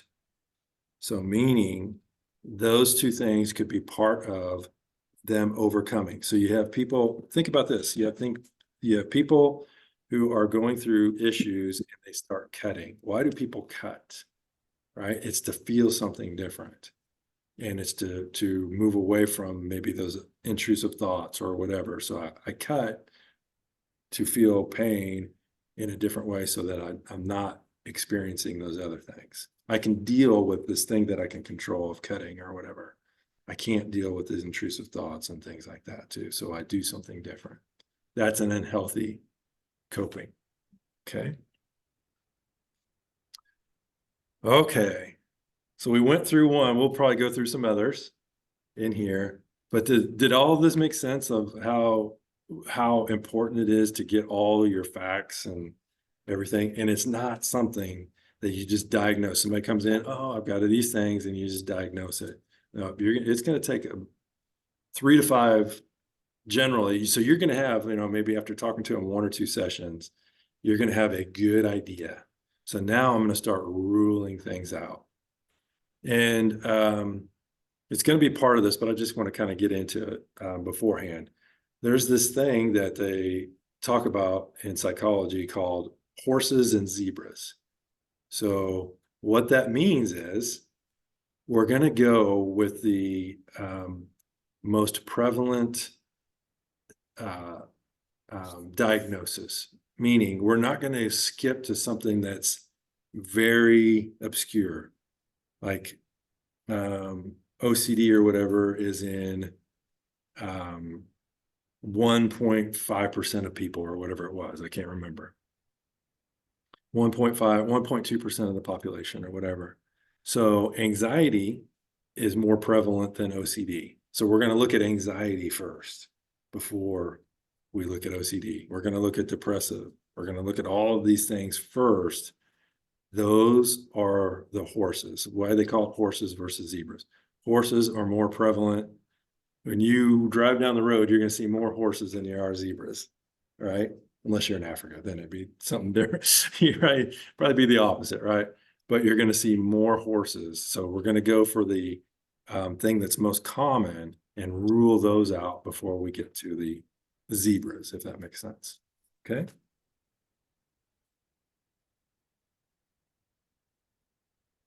Okay, so let's look what we got here.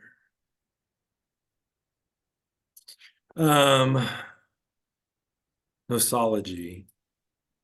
The scientific task of categorizing and classifying.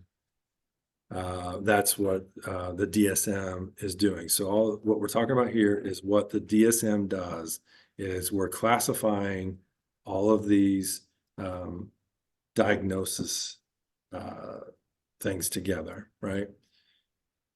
Okay.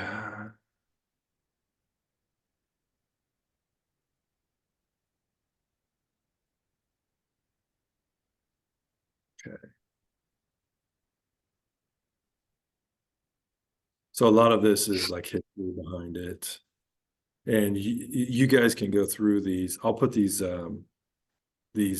presentations out there so you guys can go through some of these too. So the DSM was first published, the first publication was in 1952. So that was the DSM-1. So it's had 5 changes since then. In 70 years, it's had 5 changes, okay? So the reliance was on great professors, meaning those are the people that have studied it and they write literature on it, all of that. So we have that reliance on the consensus of these experts. So that's what this is all about. So they did the literature review and they've observed all these behaviors and they've categorized everything. And okay, here's the prevalence of it. In my research, it's saying this is what statistics saying in it. So all of this is all about looking at the behavior of people and categorizing it and saying and saying this is what your diagnosis is. So what the last thing here it says, reliance on empirical data. What's that mean? Let me throw that out for you guys. What's reliance on empirical data mean? This would be important in your research class. What is empirical data?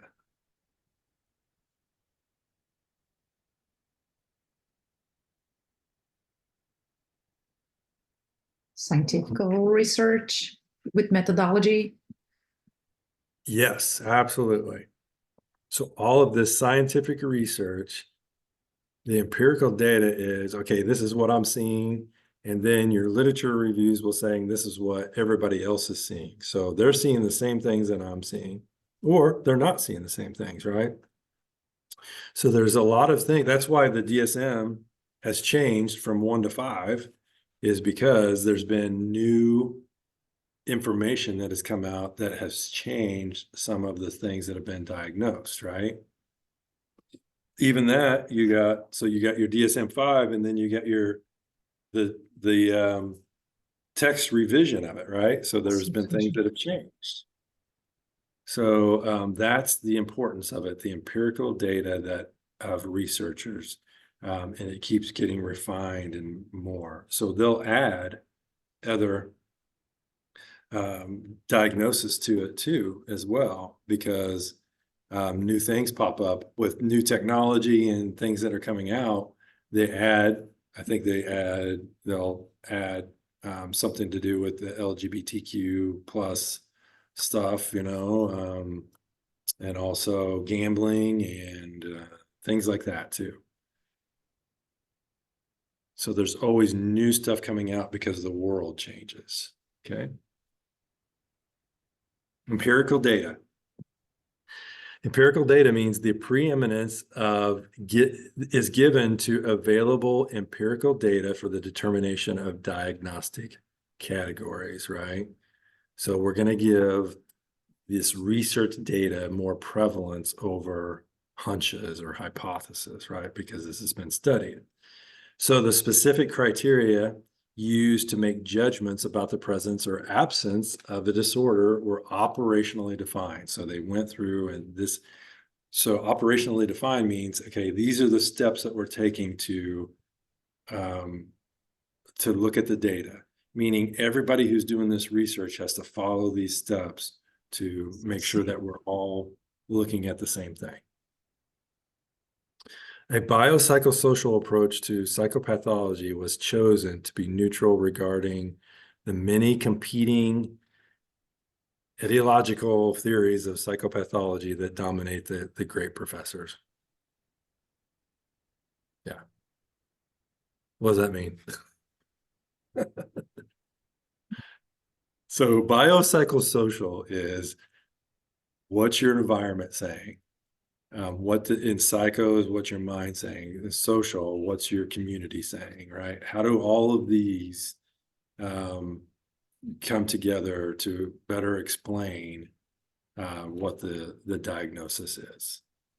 Because whenever you go in and you're doing an intake with somebody in counseling, it's the biopsychosocial intake, right? So you're going through all of the things in their life that contribute to what your diagnosis is going to be. That's what that means. Okay, biophysical theories assume that the physiological processes are the primary determining factors of psychopathology. Assume that the physiological processes are the primary determining factors. So intrapsychic theories assume psychological factors determine these abnormal psychological functionings, right?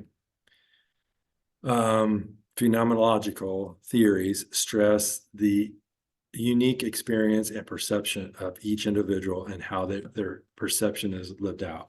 Meaning, what's my perception? That's what a worldview is, okay? So worldview is how do I look through the lens at the world and determine my reality, okay? That's what this is saying. Behavioral theories assumes that the process of learning through reinforcement shapes pathology in the individual. What's a study that you guys have learned would be along these lines of behavioral theories? I can think of a couple.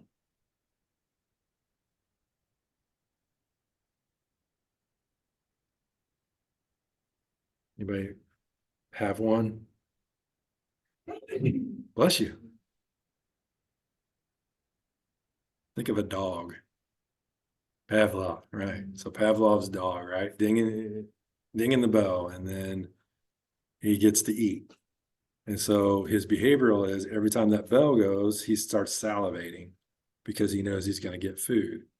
So then he takes away the food and just dings. And guess what? Over time, he keeps salivating because that's a learned response. Or it's a response to the bell. Okay.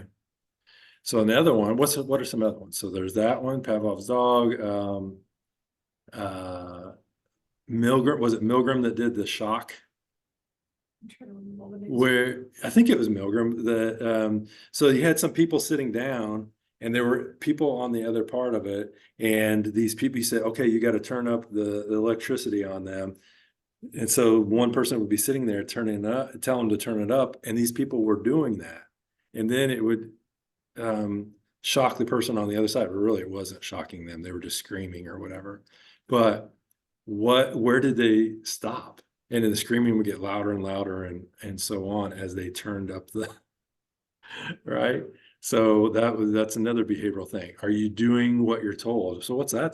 That study is like doing, how much do you conform to, you know, things in life that may be true or untrue? What's another one? And, like The still-faced? yeah. Yeah.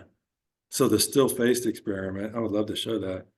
It's where this mother has the baby and she's cooing with it and doing all these things, interacting with it, and then she goes still-faced. What is the person's, and that's all about attachment. So this baby just goes, whoa, what's going on? And all this stuff. And within 20 seconds, it's turning away because it can't face the pain of this person right in front of them, not acknowledging that. So that's another behavioral thing. Good, I love that one. Anybody else have any thoughts on this?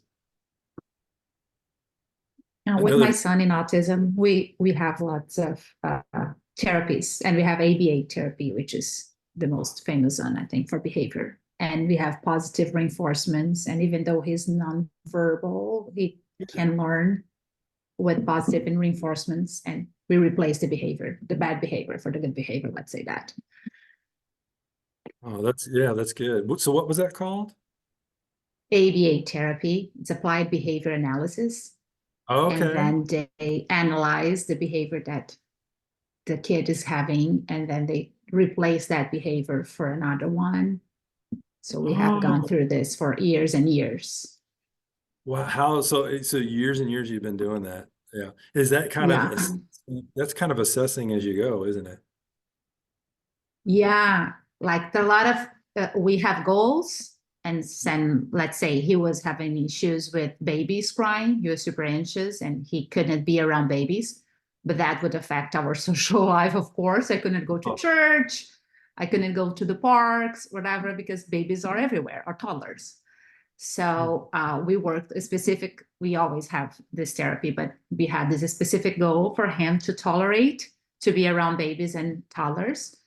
So they had like videos, we have videos of babies crying, and then he would have positive reinforcement if he would tolerate for a minute, for example, and then we would bring someone from therapy center that was a toddler, of course, being sure that they'll be saved, but baby steps until he'll tolerate more and more and more, having positive reinforcements. That's good. Yeah. It kind of reminds me, so when you said the positive reinforcements of a behavior, reminds me of, you guys remember the ones with the kids, they put marshmallows in front of them. So they say, okay, here's these marshmallows and I'm going to leave the room, but you can't eat them, right? And so they're like sitting there, and some of them ate them. And what is that? It's about impulse control, right? So am I able to control my impulses, right? So it's all behavioral. Yeah. Thanks for talking about that. Yeah. That's interesting. I have to read more about that. Okay. So the DSM and the limitations of these contemporary classifications, right? So the descriptions are more descriptive rather than explanatory. So the categories are based on individual pathology, can propagate labels that could be destructive in the life of individuals. And I know we'll talk about that in a second, but promotion of medical model can limit reimbursement. So I want to go up to the one where it says can propagate labels. So here's another thing. So at okay, Erica, with you, your son had to be diagnosed, right? Because that's how it was going to help him and you guys to have treatment, okay? But there's times like at our center where, okay, we have this thing called therapy notes, and when you're doing a treatment plan, you have to put in some form of diagnosis, okay? So that you can create your treatment plan. Here's the thing, with it, I may put in a diagnosis of what I think it is or whatever. I will never tell the client that what my thoughts were on that. I will never tell them what the diagnosis is that I put in there. Why is that? Why don't you think I tell them? I think people make it a part of their identity and kind of like get stuck on what that label is essentially rather than move past it. Yes, so what Lauren said is that label may become part of their identity. So I guarantee there's going to be a lot of things where people just want to figure out something. What is going on? And once they have an idea of what that is, then, you know, the anxiety can be alleviated a little bit because, oh, that makes sense on what that is. But what if it's the wrong diagnosis? Or what if it's something that would be more detrimental that they know what it is than it is for them to for us to just treat the anxiety that goes along with it or whatever.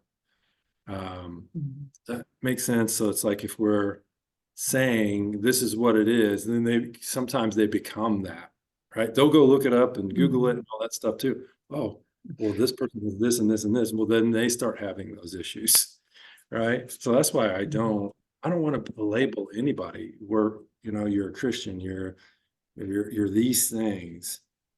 We want to be labeled as, you know, human being and all of these things. I don't want somebody to become what a diagnosis is. That's not who they are. That's just part of them. It's not who they are, it's part of them. Okay. Now, if the diagnosis will help them, that's a different story. So like Erica here, the diagnosis of their son with this is helping them because it's helping being able to have a treatment that goes along with it, if that makes sense. So, Yeah, it is. yeah. I had an opposite kind of situation with well, not me myself personally, but I have a family member who homeschooled her child, and so he's never been to public school, and she's almost has a doctorate in education, and so she was homeschooling all her kids, and her son has autism, but at the time she did not know. Yeah. And Yeah. so she was, you know, homeschooling them. She knew, okay, he was a little different, so I have to do some things different with him. But when he went to, you know, when she finally did go ahead and get him, take him to the doctor and be diagnosed, he was excelling, way above a lot of kids his own age and stuff. And when she got the diagnosis, the mother, it wasn't the child, the mother was like, I can't do this. I don't know. And I'm like, yes, you do. I said, the diagnosis changes nothing. You do Right. what you've been doing because apparently what you were doing was working. But Yeah. now that the diagnosis, you put this label on it, and it's like, I can't do it because this diagnosis is there. And it's like, yeah, people sometimes tend to live in those diagnoses. And it's not good because then they, you know, everything is like, well, I can't overcome this because I have ADD, or I can't overcome this because I'm this and I'm that. And I'm like, no. And I kind of like the idea of not necessarily putting that label out there, but working to help them overcome the symptoms of the situation rather than like putting this thing on them, you know, like we talk about in class and in the scriptures, our identity is in Christ, and that's the only identity that we need to have. Absolutely. Absolutely. Yeah, exactly. That's very well said. Daughter was diagnosed Yeah. with disabilities. Oh, hang on one second. Go ahead. And we were told when she was in the 5th grade that if we could prepare her to work at McDonald's, we parented her well. That her IQ was too low and her learning disabilities were too severe for her to function much else. Wow. But I knew she had issues, but I didn't see that because of her ability to memorize scripture and some other Yeah. things. She had done every book Awana had for her up to that point. So I didn't tell her about the diagnosis and we just kept on going. I didn't tell her about the diagnosis till she graduated with her master's in special education. So. Hallelujah. Hard because at first I thought, you know, she's not gonna ever meet the things she wants to do, but we just kept going and. You know, even now she's like, sometimes I wish you hadn't told me. You know, even though Yeah. I told her after she had Sure. been so successful. Right. But you wanted to show her you could overcome anything. Yeah. That, you know, that diagnosis, and you can encourage your now students, you know, because most of her students know their labels. Mm, But anyway, yeah. um, She did good. now I'm like, oh, you shouldn't have told her, but. Yeah, so look at it this way too. There was an experiment where they took fleas. I don't know if you guys seen this, where they put fleas, a bunch of fleas in a jar, and they put a lid on it, right? So these fleas are able to jump, I don't know, however far they do, but then they put a lid on it, right? And so these fleas would just kept hitting their head up against the lid and everything too. So then they would only jump up to like a little bit below the lid. So then they take the lid off of this jar. Guess what? Fleas were all, now they had no limit and they could go back to jumping as far. Guess where they went to? That same spot. So they were being limited by something that wasn't even there. And you see this in a lot of experiments of, having something placed there that limits you, taking that away, or just like the elephant, remember there was an elephant that was chained to something and they weren't able to move. And then they took that one thing away, still had the chain on him. He would never walk away, even though he could, because limiting beliefs and everything too. So that's why I never tell anybody if I have a diagnosis of something, unless it is going to be something that helps them understand better. Like the guy that I was talking about that had the OCD issues. I'm saying, well, I don't feel that you have OCD, but I think you have it in this area, and it's a situation that came along because of your 35 years of working. So that helped him go, oh, I have awareness of this now, and I can overcome that because these are the repetitive things that I did at work that contributed to it. I'm not doing that now. Now I can try to get rid of that behavior, if you will. So it did help him, but there's a lot of other people I wouldn't diagnose something with. So, okay. That's one So, of the questions that sorry. oh no, Sorry, go for person. it. Go ahead. No, I was just one of the things that I have been struggled with this new. It seems that we have this DSM is updating, of course, but besides the DSM, there are a lot of discussions and things about mental health and specifically about autism. I have seen now many people saying that they are on the spectrum, and when I read in here DSM, we are talking about 3 pillars, really strong pillars like communication, socialization, and repetitive behaviors. And now a lot of people that are saying they are on the spectrum, but they are like giving speeches and they are, there's an actress another day that said she's on a spectrum. Really? Are you a successful actress? So sometimes when we have a child that it's really compromised, like it's level 3 of support, they don't understand safety rules or things like that, you think that I don't know, they are just enlarging too much the spectrum, and then everybody's coming under, and sometimes the resources are being scarce because there are so many people looking for.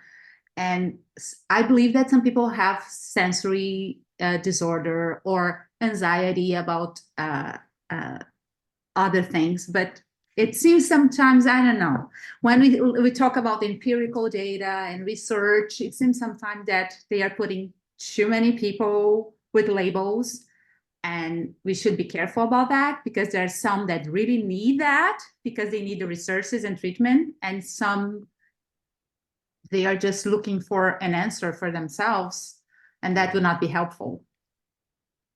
That is so well put.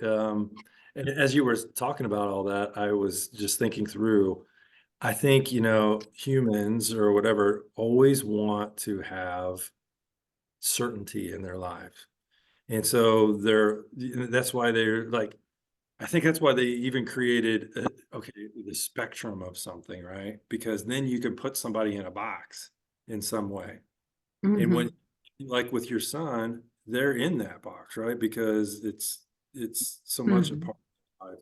But somebody else that maybe it's not even, they're trying to give themselves that label because it's an excuse, maybe, or or maybe it helps them, maybe it hurts them. I'm not sure. I think it is whatever you do with it. I feel like PTSD is Yeah. another. Like people saying they have it for minor things, it's Right. hurting people who Yeah. can't function because of it. Yeah, yeah, yeah. Because I've been like I've seen this person with PTSD, and it's like low, and here's another person that says they have it. Why is yours so? But they really have it, and this person maybe just has anxiety or something that goes on. Yeah.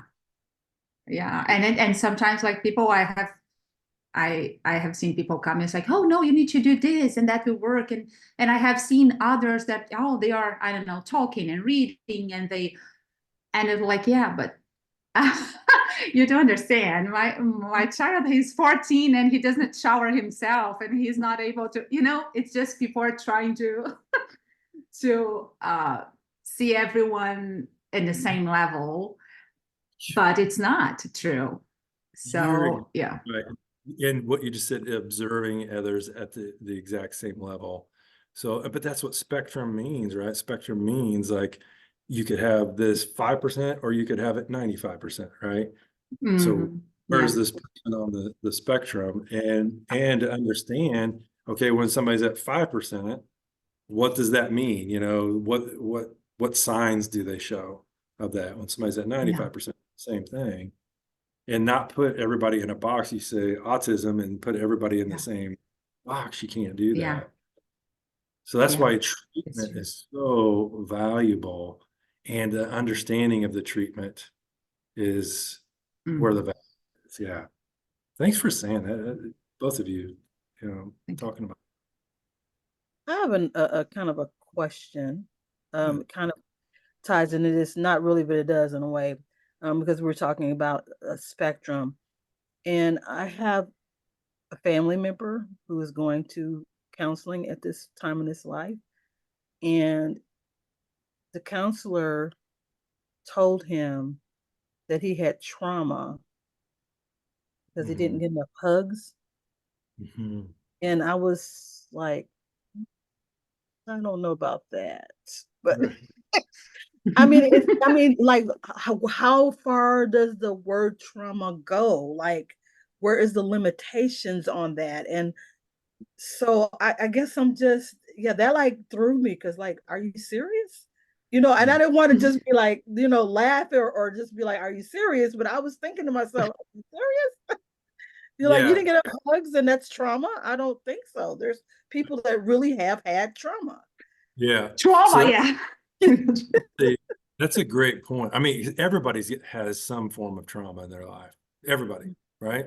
Like me uncovering that rock and there's a snake there. Hey, that left an impression on my life of like, I ain't touching rocks anymore, because, right? Right. So that was a form of trauma. Now, did it significantly affect my life? No. I mean, it significantly affect my life of having a big rock in front of me and not wanting to overturn it. But is that No. gonna my life really in any way? No. She was too. But I don't know. I just was wondering about that because it just seems like, I don't know, it seems like even this generation, this is, it's like mental health, depression, trauma, they're like catchphrases. They're not really, I don't like, that's why I'm so glad you say, okay, we don't have to put a label on something, because Yeah. I think they're so used to labels and they want to be in Mhm. labeled categories. And Right. so I just Mhm. kind of was Yeah. curious about that because I'm like, I guess for me, I would think that one to me wouldn't be a trauma. I think if you've been raped or you've been hit or you've been Yeah. abused or neglected, some of Mhm. those things, I would say, okay, that's a trauma. And Well, so okay, I guess, like I said, how long do you yeah. expand that? So with that, people say trauma. Well, then they came out with this thing called big T, little t, right? So big T trauma is PTSD and car wrecks and witnessing murders or something like that. Little T trauma is me uncovering a rock and there's a snake underneath. That's little T, right? So there's just these little Okay. traumatic things throughout your life that may affect your life in some way. Then there's big T trauma that affects your life significantly. Okay. So see where they're Okay. doing categorizations. So they categorize trauma. Okay. And then, okay, so we can't put everything into the trauma category. Now we have to come up with a new category. Right. So we have to be careful that we don't gauge somebody Okay. else's trauma on our personal gauge of trauma too. Right. So with that said, so she said we can't gauge our trauma based on other people's trauma. So with all of that said, everything we just talked about, that's the importance of the DSM is going through because it's saying that, 1.2% of Americans have OCD, and this is what you're going to see in a way of diagnosing it. That's why the DSM is so important, is to be able to diagnose through empirical evidence of all of these behaviors that we've witnessed. So does that make sense, guys? Mhm. That's the importance of the DSM is everything you just said. We can't base it on other people's trauma. So, okay, what does PTSD look like? And we'll probably go through that here after a while. What does PTSD look like? So to be able to diagnose it, this is what it has to look like. So I can't have PTSD by uncovering a room, Now, so anyway, we'll go through PTSD and everything that looks like later. Okay, let me see if we can get to a stopping place. So the DSM has 20 different categories of different diagnosis, right? So to give an example, we went through OCD, so I'm not going to go through major depressive disorder. We may later, but so this is like a category. So the important part that we talked about was zebras versus horses, remember? So this is where you have to be careful. So zebra versus horses, right? And then careful with your diagnosis because people are not a diagnosis, right? People are created in the image of God and they are not what we're diagnosing them with, okay? So it is a tool, common grace, right? It's a tool. This DSM is a tool, common grace, but not the most important tool and not authoritative, right? And then, like we said, being careful with putting labels on people, okay? So we went through comorbidities. What does that mean, right? It's the definition is the presence of a second disorder. This is the most important part. It's the presence of a second disorder. Any distinction, additional entity that has existed or may occur during the clinical course of a patient who has the index disease under study. So something additional, okay? Okay.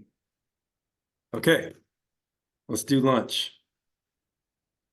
We'll take, how much time you guys need?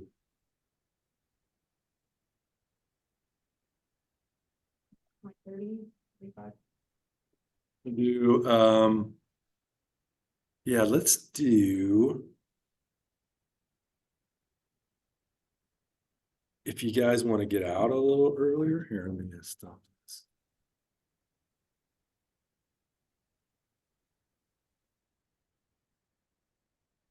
Let me